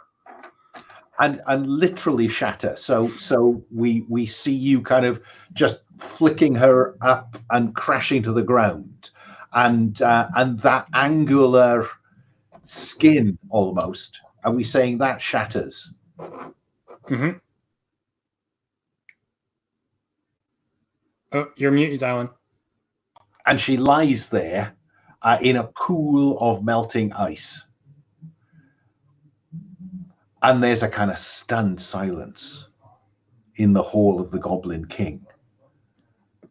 And then you hear a kind of boom, boom, boom, as he bangs his walking stick on the ground. And the feet of the goblins begin to go boom, boom, boom, boom. And the goblin... Yeah, I think I clap my size too, because why not? And the Goblin King looks across at Livia and nods as if to say, "You have your deal, warrior." We'll be expecting you tonight. And remember, the fans don't want a face that gets late. And there is he flicks his fingers, and you are back in the old woodland above the village of Kingsmead. Wow, Sophie, that was awesome. That was some fighting. Wow. That was so impressive. So I think Sophie turns to you guys, and for a moment you see her eyes clouded over. Mm-hmm. Are you okay? Yeah, I'm fine. Cool. Good. So it feels like only moments since you crossed into Faery. So it's still early afternoon. What do you want to do? I think we have a meeting with some dead guy. I'm going to suggest, though it's technically 10 to our next break, I think it would be sensible to take it now because I overstretched the other one, and this seems a natural pause. So it's 51 minutes past the hour now, back at 56 minutes past the hour. See you then.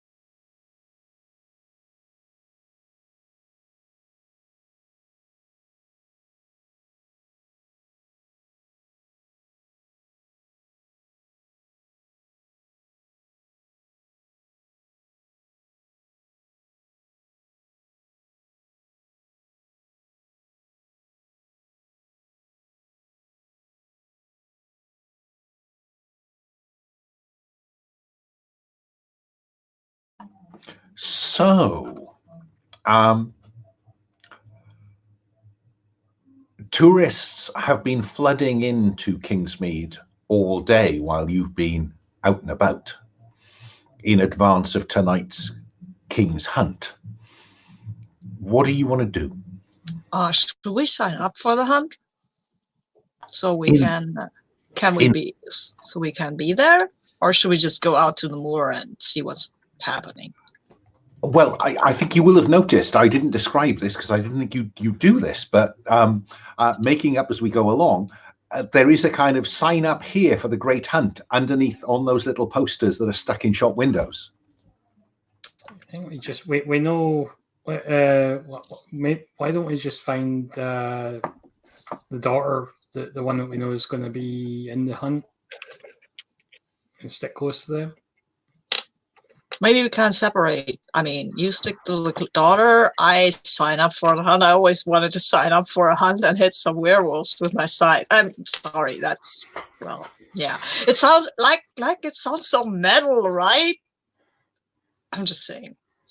Yeah, I sign up for the hunt.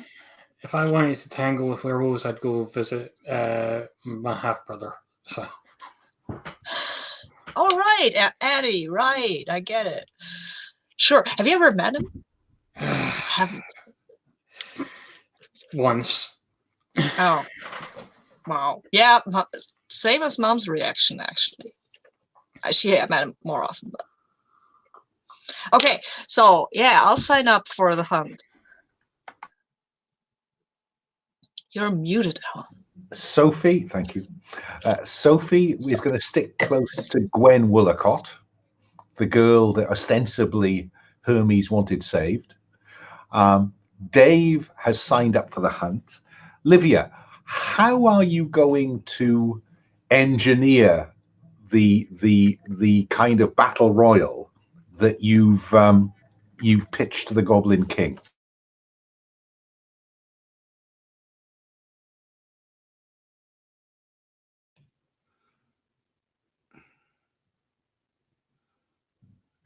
I'm assuming that Livia could not sign up because they are too old. Oh, so, no, there's no there's the internal ballot for the 18-year-olds is entirely internal. Any tourist can sign up. You know, they're quite interested in easy meat, I think. Mm-hmm. And you will find, you know, little groups of tourists with their forms signing them up. Some of them are obviously, you know, they're kind of fell runner kind types and triathletes who come and think, oh, you know, it's a different kind of training. So there are some of them who are well set up, and other people have just turned up in you know, trainers and jeans, perhaps a drink. I stand by the voting poll, and I'm giving free tickets for a special wrestling show tonight as the opening event for the hunt. And that's what I'm interested in. How are you going to set this up? Yeah, that's the thing. I'm just next to the voting booth, and as soon as they put their ballots in, I'm out handing out some quickly, hastily printed tickets. Golden tickets. Yeah, and then I have, you know, the promotion material that I left with my wrestlers on the other town. Yeah, so I'm giving them at the both time, you know, it's a cross promotion, it's free, it's how the hunt is going to start. First, we're going to start with the show, then we get hunting proper. So to get everyone that might be a prey easily to throw into the gymnasium. Fine. And does this require you to get your bus and your stable of wrestlers to Kingsmead? Because there is a move called Bend Fate. Yeah. When you push a gift beyond its normal limits. I think that might be the case, because I'm trying to get both my followers and my special artisan move to pull. So I think it's interesting to see if this goes without a flaw. So let's see. Fine. So let's not do that yet. Let's get to the evening. I just wanted to be clear in my own mind how you wanted to come at it, and I think we're on the same page now. So Is there anything else you want to do during the afternoon prior to that?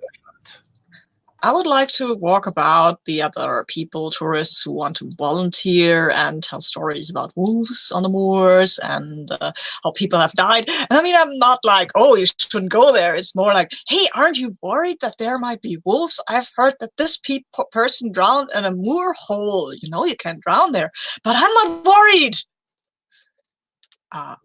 Is that an effort to sway some of them not to actually follow through? Yeah, it is, because I don't want to have lots of stupid normals run around the moor, because, come on, they can die later when it's more natural. Fine. So I think roll sway then, and that'll give me some idea. I have an 11. Oh, so I think, because people talk about the Black Cat of Dartmoor, don't they? And some of these tourists are too stupid to not disconnect your story about wolves and legends of the Black Beast. And somebody says, oh yeah, remember the Hound of the Baskervilles? And so a lot of more innocent victims are discouraged, I think, on the basis of that those suggestions, Dave. Does that count as saving a life? I think you have almost certainly saved a life there, yeah. Because there's one chap in his late 50s who clearly was some kind of proper fell runner back in the day, but he's now slightly arthritic, and you particularly save his life. And you almost look into his eyes and you can see the view of wolves' jaws closing on his throat later if he'd followed through. So yeah, I think you absolutely have saved that life. Sophie, anything you want to do between now and the start and dusk when the hunt celebrations begin? I'm gonna ask. I'm gonna ask. All the names have disappeared. Anna? Yeah, I'm gonna ask Anna if she can introduce me to her daughter. Absolutely. She will introduce you to Gwen. And does Anna know what you're planning to do, Sophie? I don't think so. I will say that we have a plan, but I won't tell her what it is. And she'll say to Gwen, Sophie's come all the way from London to kind of just to help. So, stay close to her if you have a chance tonight. And Gwen says, "Oh, look, Mum, I'm as fit as anybody out there, and to be honest, I might quite like to be kissed." And Anna says, "Don't say that," and hustles her away. Do you want to do anything about that, Sophie? What does she mean by that? Anna's gone off with her. What are you going to do? I'm going to use my third eye to overhear what they say as they wander away, as they hustle away, I think more like it. Yeah. I think unless you've got something better to use as the basis of that, that's probably perform under pressure with advantage. I could count as using my gift as in a way that not normal. So fine. No, let's bend fate with your gift of the third eye. Yeah, that's a great idea.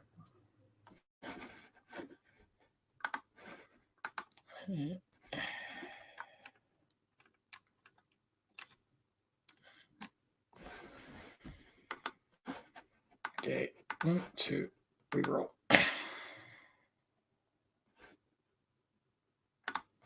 It's a 5. Ouch. And you don't even get to mark experience. On a 6-, choose one Banes. one bane. The fates will have their price. The bane is one of your gifts is unusable for the scene. Take, which for my purposes, I think is the hunt.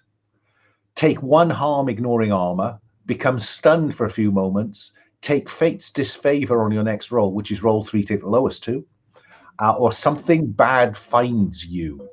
Something bad finds me. Okay.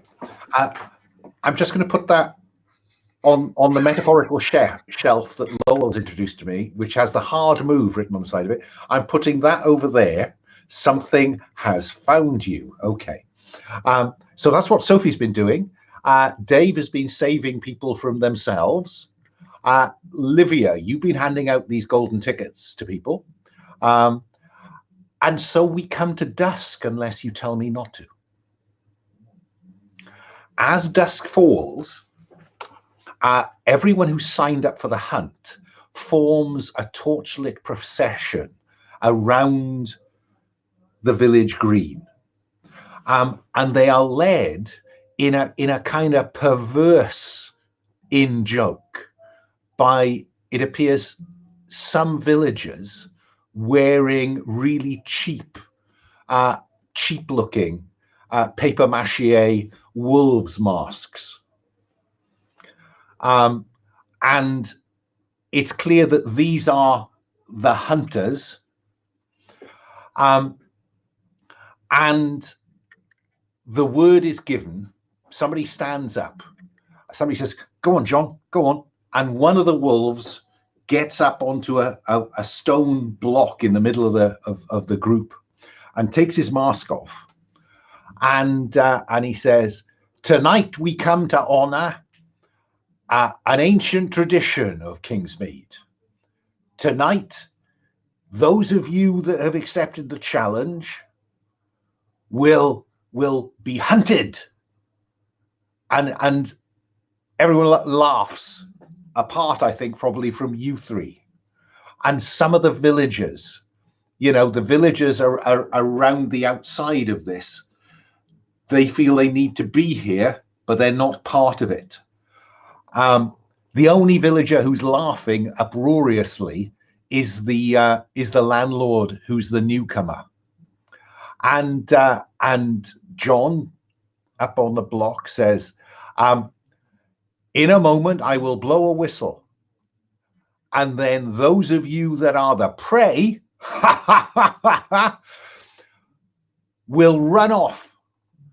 And you must find one of the flags that we have put on the boundaries of the village.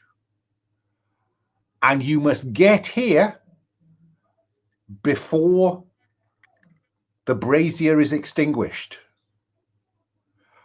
And he points up, and as if he points and it happens, someone sets fire to a brazier on a church tower. So you'll always know which way to come home to. And then I will count to 100. And then the wolves will be unleashed. And again, tourists, this is great. This is tremendous. I love this kind of thing. And then he raises a whistle to his mouth and he blows, and the prey who've signed up scatter, including Dave. And Sophie, you're stood next to Gwen, and when she runs, you run. Yeah? Livia, what do you do next?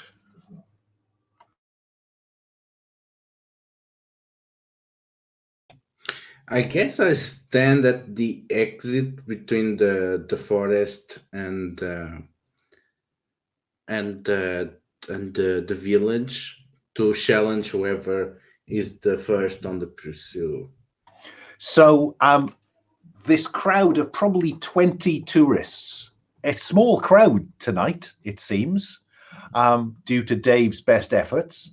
And these 20 people are running down a lane on the way out of the village towards the forest. And there you are under a street light, shining with a degree of gold in the orange light of the lamp. And what do you do?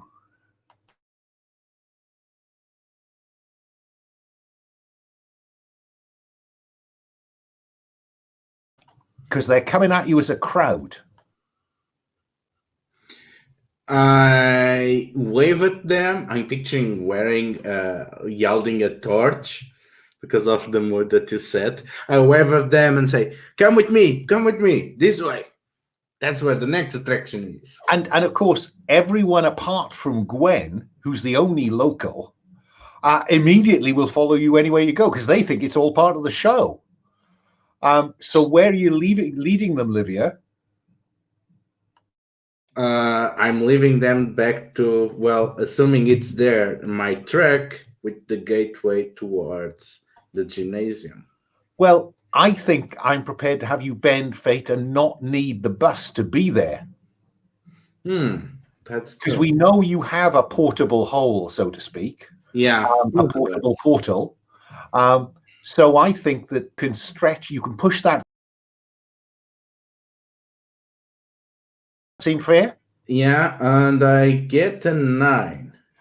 So on 7 to 9, choose one boon and one bane. The obvious boon is your gift does something beyond its normal limits. Yeah, I think that's the one that fits here. And the bane.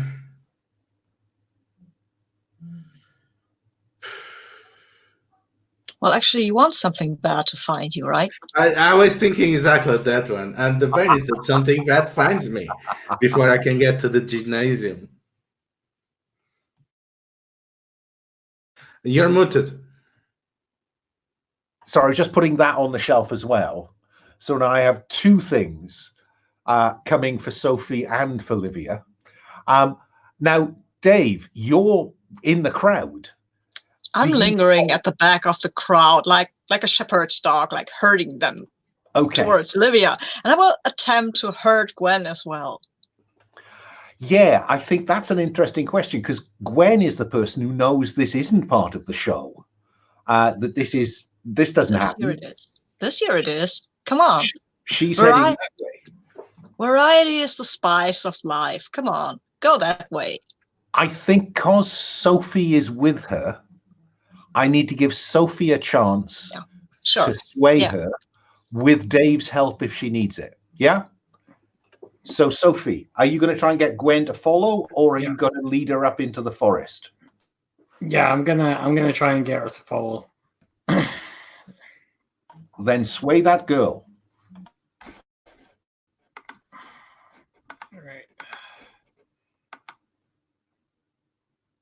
Right, so that's 9.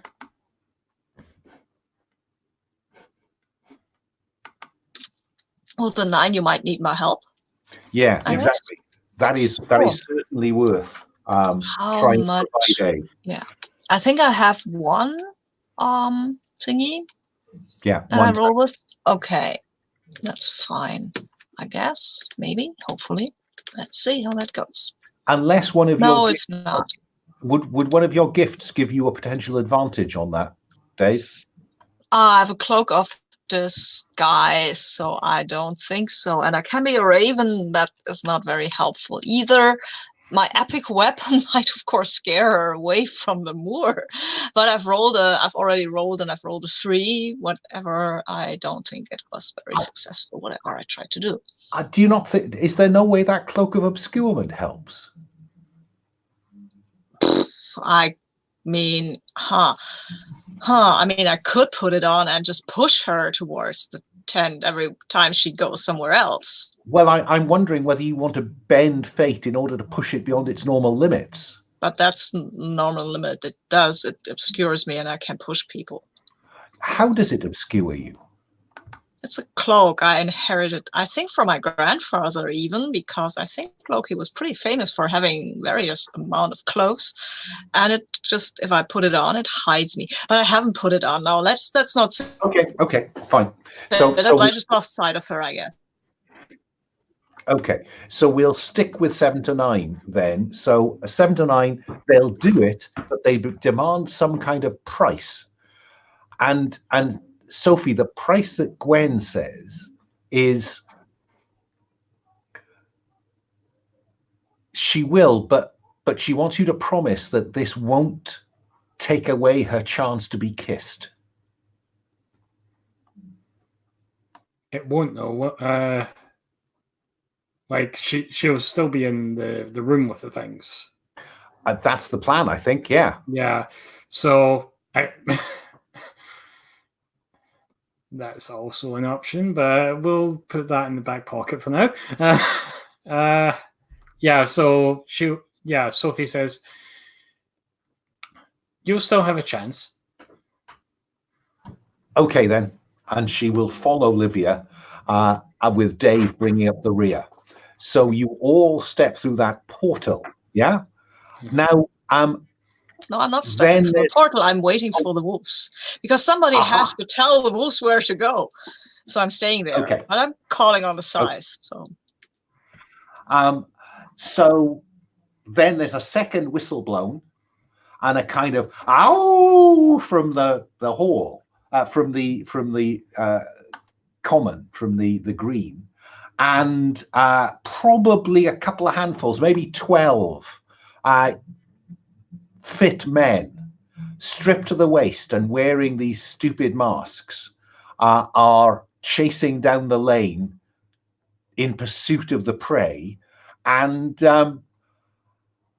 they see Dave, and they come to a stop. Because normally they'd see them running up that lane, because they always run up that lane.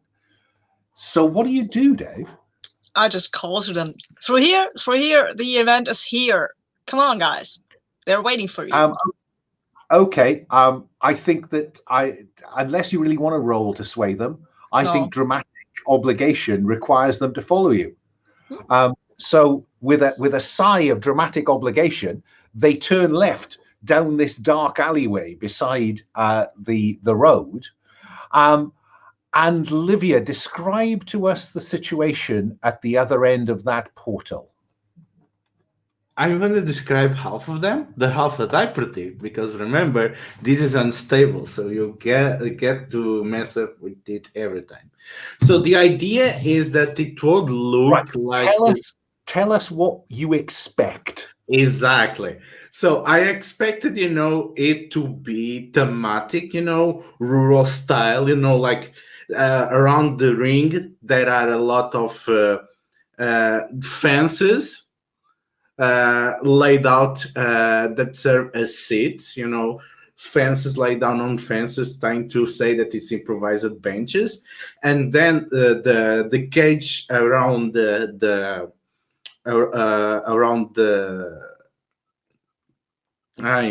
ring is one of those animal cages for transport of cattle, that you put on the back of the truck, and there is a whole team of rural. There are barrels of meat that are empty around the stage. There is haystacks everywhere. It's trying to evoke this idea. And that is exactly what you see when you step through the portal, with one exception, that it is set in an icy wasteland.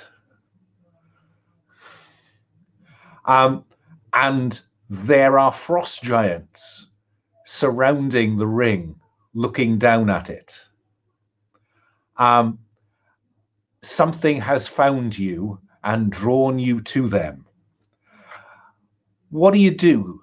Because I think I'm going to ask Sophie first, I think. Or Sophie, tell me what the reaction of the prey as they come into this space is. What do the wolves do?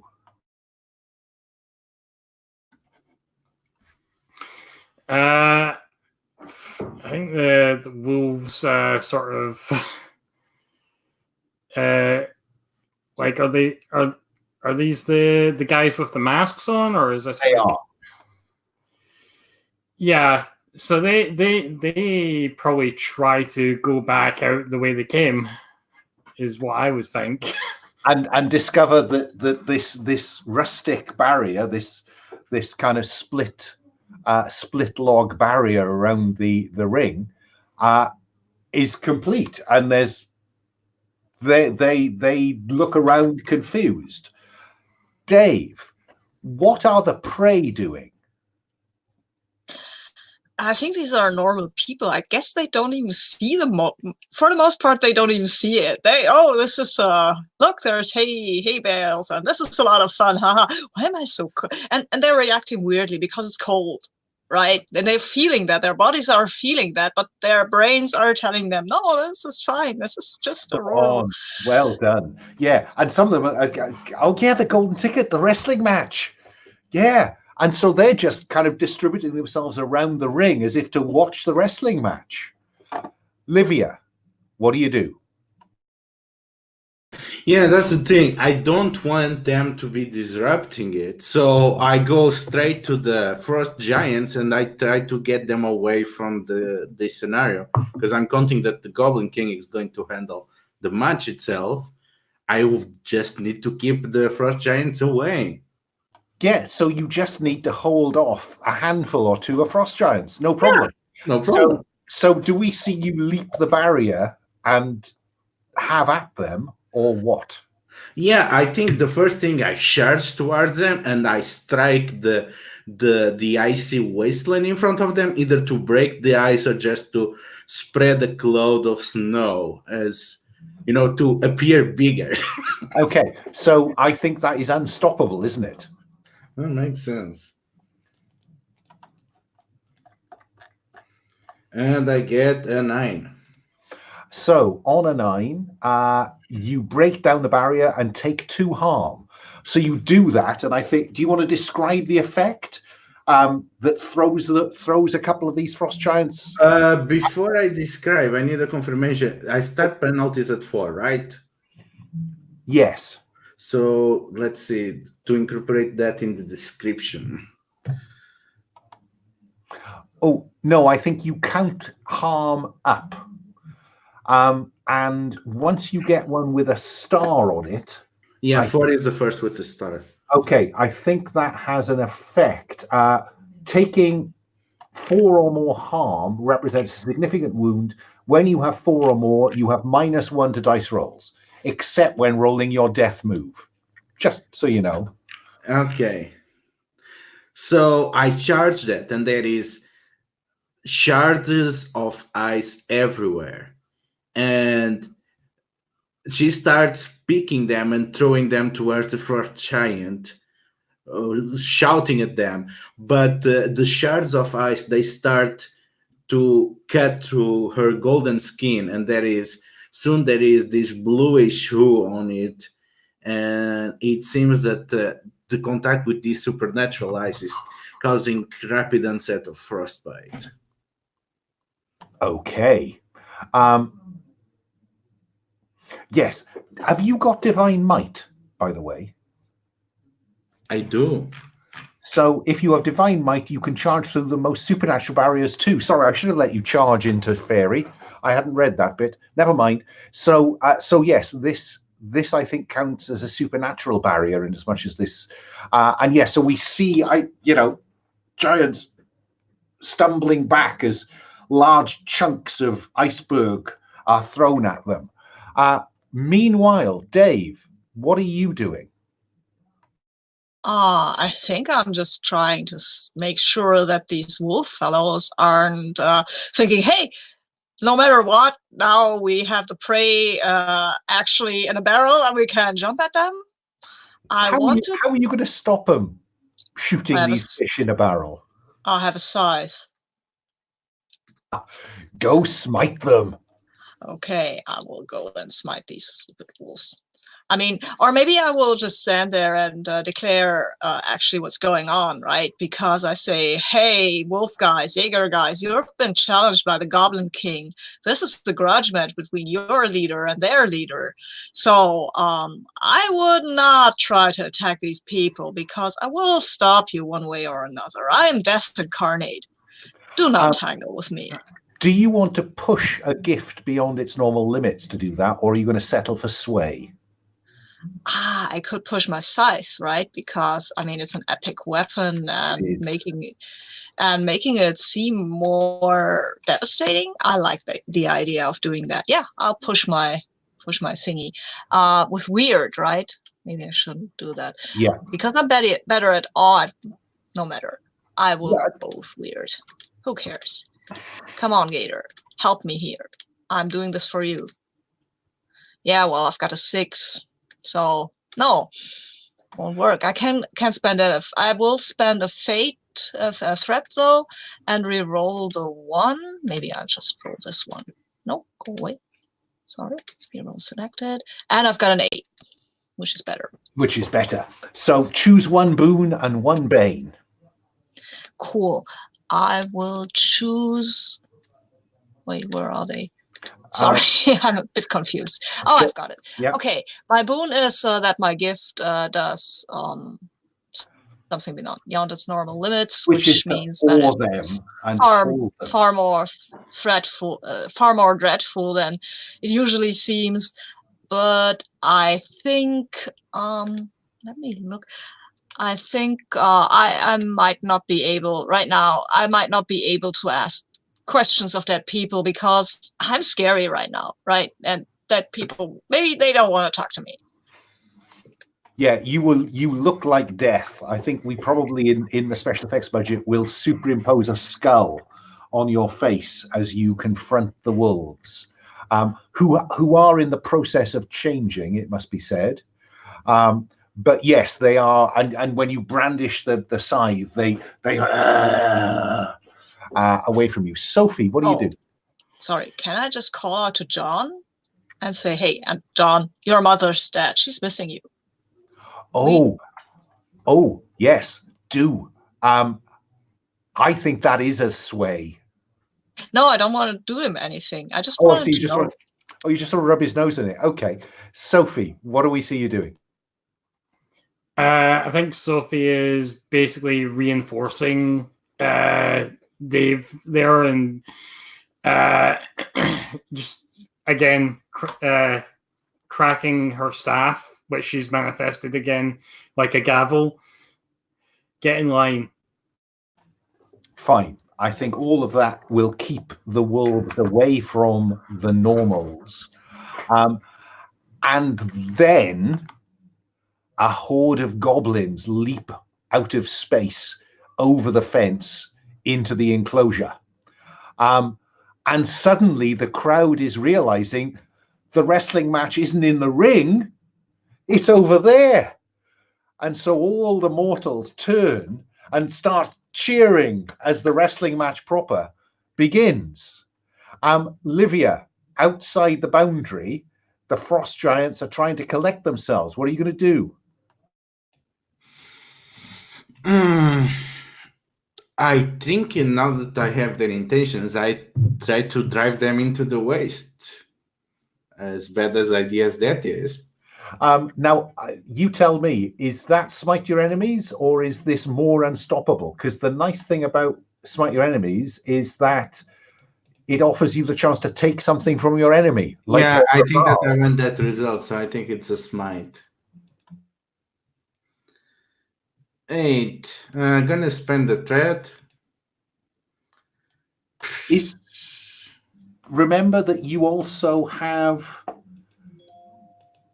This is your gymnasium. Remember, this is your turf in their turf. So it might be possible to give you advantage on that roll because this is your gymnasium, albeit located somewhere peculiar. Okay, it's still a 2, so it's still only 9. C'est la vie.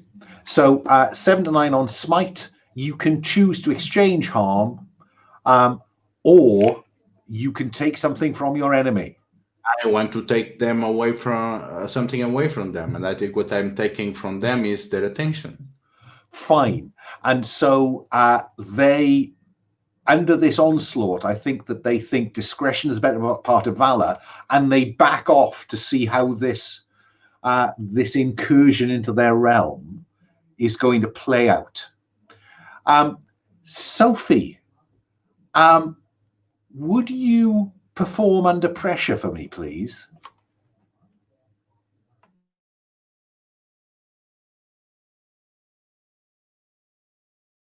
I rolled doubles. That's perform under pressure is what is that again? Metal. Yeah, so that's a 6. Right. That's really neat. I thank you for that. If you did roll a double, then you get to mark experience. But otherwise, you're just plain fail. And you notice that Gwen is now wrestling with one of the wolves. It is John Collins in his full transformation. What do you do, Sophie?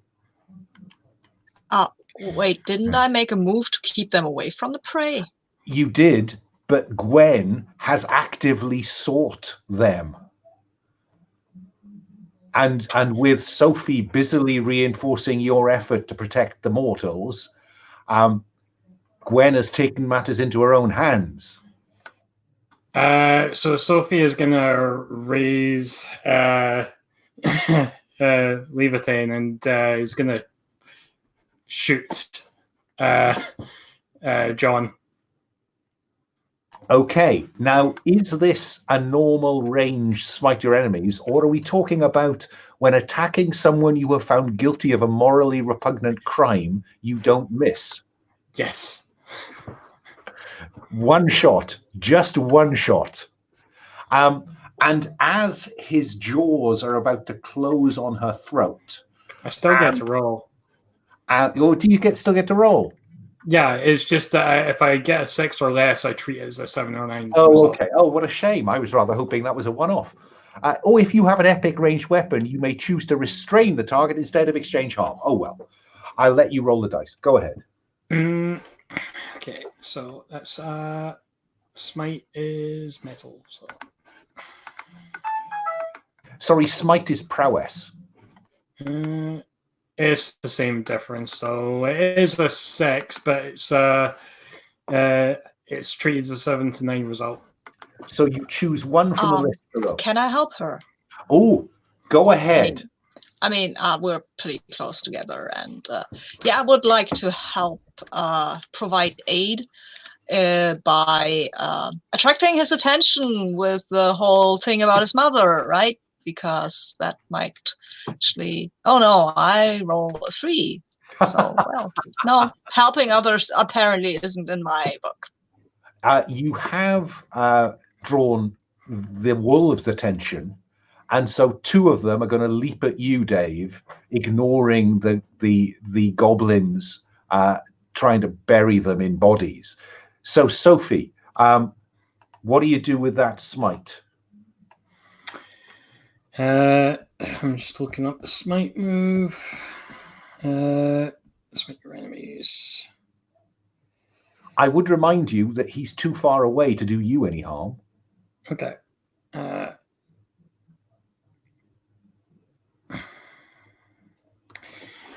much harm does it do? I think epic weapons do 4 points of harm. Yeah, I'm going to do harm. Okay. So you exchange harm. He's too far away to exchange harm, so you just do 4 points of harm on him.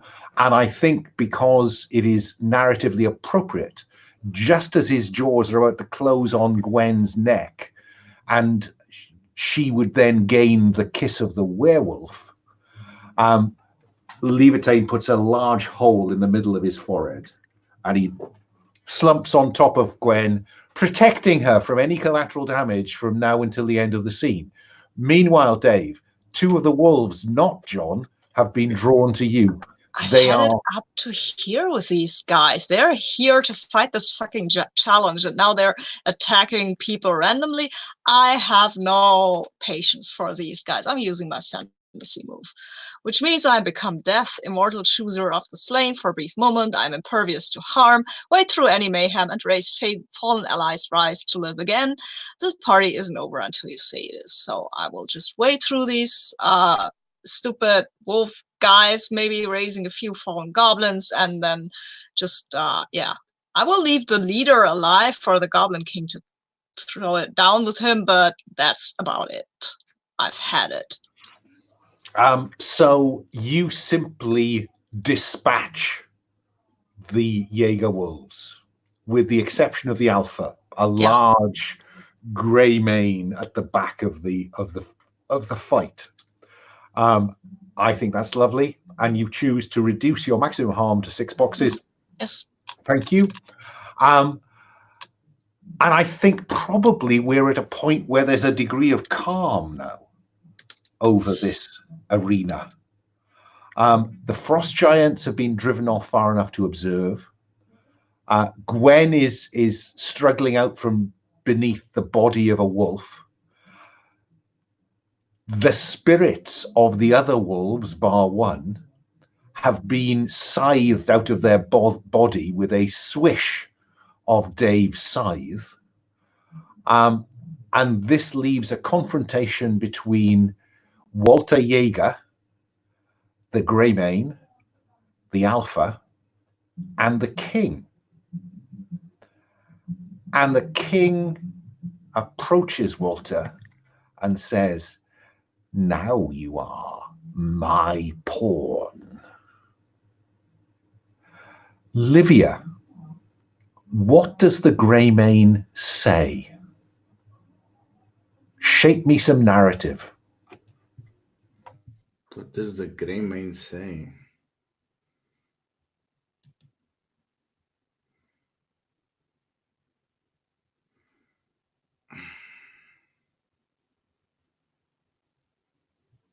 What do you want to happen?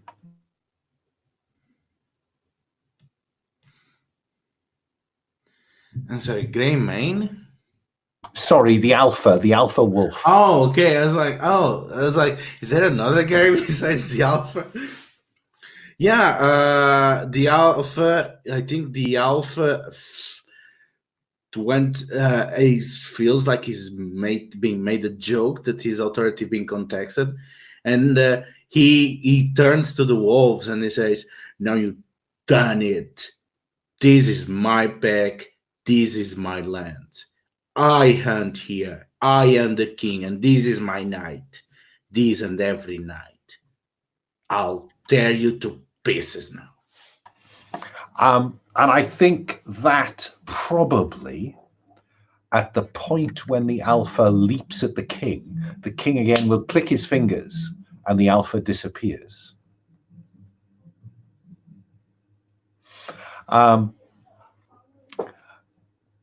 Livia, I think you're probably back now, and the crowd is going wild. This is some kind of wrestling performance. And the King turns to the three of you and says, "You have fulfilled your part of the bargain. I will not punish the villagers." No. You deserve your victory. You won this match. You have an audience that loves it. Why don't you work the audience now? Come on. I know you've been dying for this for centuries. And so what the King does is he clambers up into the ring rather clumsily, and he bows one way, bows another, bows another, bows another way. And he says to the gathered mortals, "Have you enjoyed this show?" And there is a uniform, "Yes." "Would you like to see another one?" "Yes." "Then come with me." And they all disappear. To provide the King with an audience for time immemorial, now that he may not prey upon the village. What do you three do? The crowd has gone. The wolves are dead. The Alpha has been dispatched. You know not where. The goblins have gone. Is there any popcorn? There may well be popcorn at the pub. How are you going to get back? So that audience included all the people that were kind of duped and the tourists, right? All of them, apart from Gwen, who is only now struggling out from underneath the body of Don Collins. I think Sophie's going to turn to Livia. What did you do? You were with me when we set up the deal. You heard what he said, right?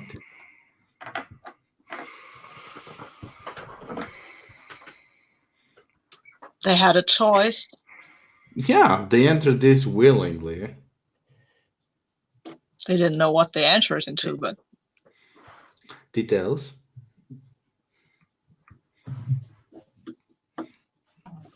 Sophie?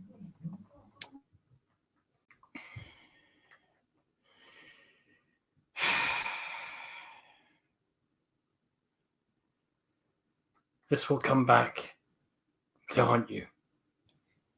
I know. Promise. Oh, I know. But at least, no more hunts. So technically, you are still in the realm of the frost giants. What's the plan?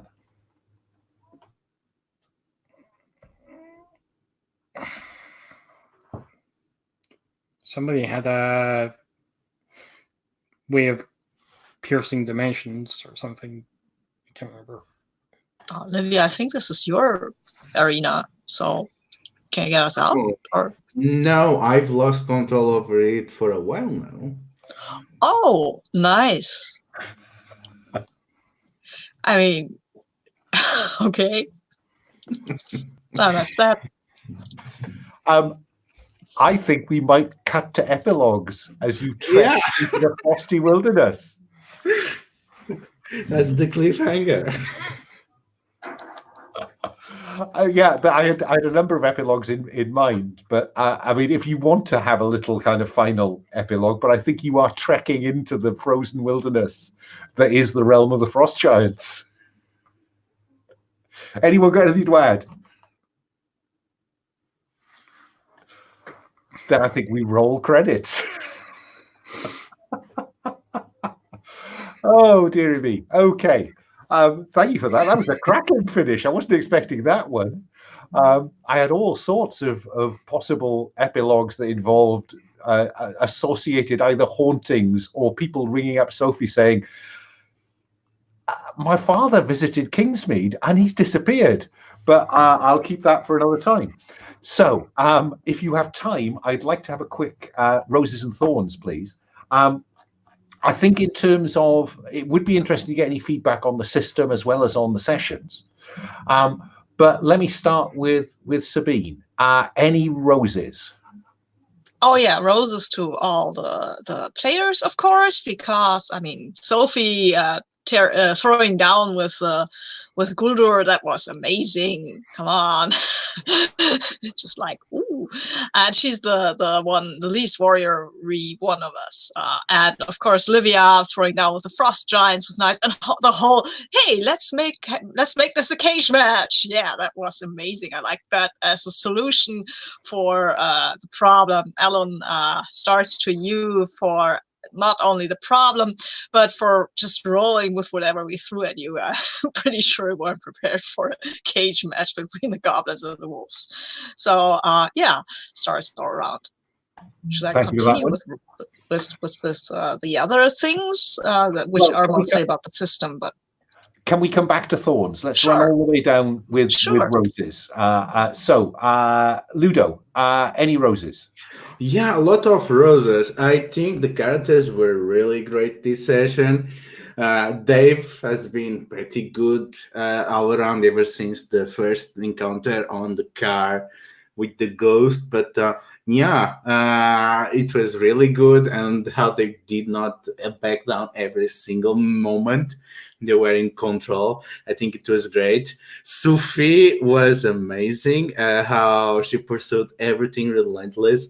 The setup, then there, obeying the letter of the request instead of the actual request, and then the final concentration on the end, because Sophie actually knows more and knows that this is awful turn of events. It was really great. And of course, Alan, because you managed to actually make these work with what is technically 2 sessions. So yeah, that was pretty good, satisfactory story and 2 sessions, which is really great, and is a feat that cannot be overstated. Thank you for that. Rob, any roses? Yeah, roses to everybody. Ludo, the cage match idea was brilliant. and then Dave just being ominous and threatening the werewolves, and then like I've had enough. I'm just gonna become Deth incarnate, and Alun, just for running this, like thanks for running it, and just figuring out the system, like because there were some things that we weren't sure about, but we worked through them. Yeah, well, my roses you've covered most of them, I think. I was not expecting that setup, Ludo. I mean, I said in the first session, I almost wanted you to change that gift, because I thought, I can't imagine how that gift's going to work, and he's got this gift. How am I going to engineer a portal in a bus full of wrestlers into anything like the plot in my mind? So I thank you enormously for bending fate appropriately. Sophie, Rob, was really solid, I thought. Yeah, and I thought we saw a real arc with her from this kind of I got the sense quite a kind of almost disappointed police officer who was now having to be a PI, and we go from that to seeing her take control of the narrative. Great. And likewise, Sabine. I just, what's that thing about when you're playing what amounts to a very extended con game? Roll that player like a stolen car. Shit, yeah, I'll have an ascendance move. Well, why wouldn't you? I am become Deth. Good on you. So yeah, plenty of roses. Let me go back the other way, because Rob, this game exists because you were interested in playing it. So I'm curious what you made of Demigods. I liked it overall. I do agree with comments that were made in chat. The version of the read the situation move here is not great.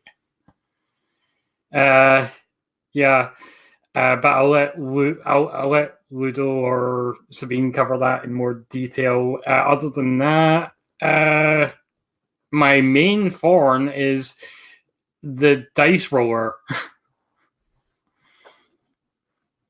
It just... Well, I mean, the fates, Rob, the fates. You are in the hands of the fates in this game. What can I tell you? But I do like the fact, for just to put in an extra rose, I do like that the experience is a spendable resource. Like you can actually use it to improve your rolls and affect the gameplay rather than just spending it to get extra stuff for your character. Can I just slip one in on that before I go to the others? Because what I am slightly concerned about is that because you can spend experience to improve stuff, and you only get experience routinely when you are epic, inverted commas, or when you roll a double. Now, in PBTA, historically, that roll for a failure, experience for a failure, means that you've got kind of nearly a 50% chance on any roll to get experience. Whereas rolling a pair of doubles on 2 dice, that I don't know what that percentage is, but it's not high. So I do wonder whether this generates enough experience in order to have it as a spendable resource as well. So that, I just wanted, because that's been in my mind throughout. Can I carry on and ask Ludo any thorns or indeed roses for this system? Let's offer Jason some feedback. Okay, first thing first, I like the system, I like the game. Particular thing that I really like is that the characters feel already pretty divine, powerful. You feel like gods even when the dice roller hates you. And indeed, there seems to be a deficit on experience on 2 fronts, both on probabilities and that you are spending it. But I don't feel like you need it. Like you don't need a lot of advances. This is pretty much this. I think this is equivalent of a mask's character with 5 advances already when you start. These are already pretty powerful characters. So that part, it's a fact. I don't think it's a problem. Now the biggest story has to be the Pierce the Veil move is a mess. And I think it's a mess for two things.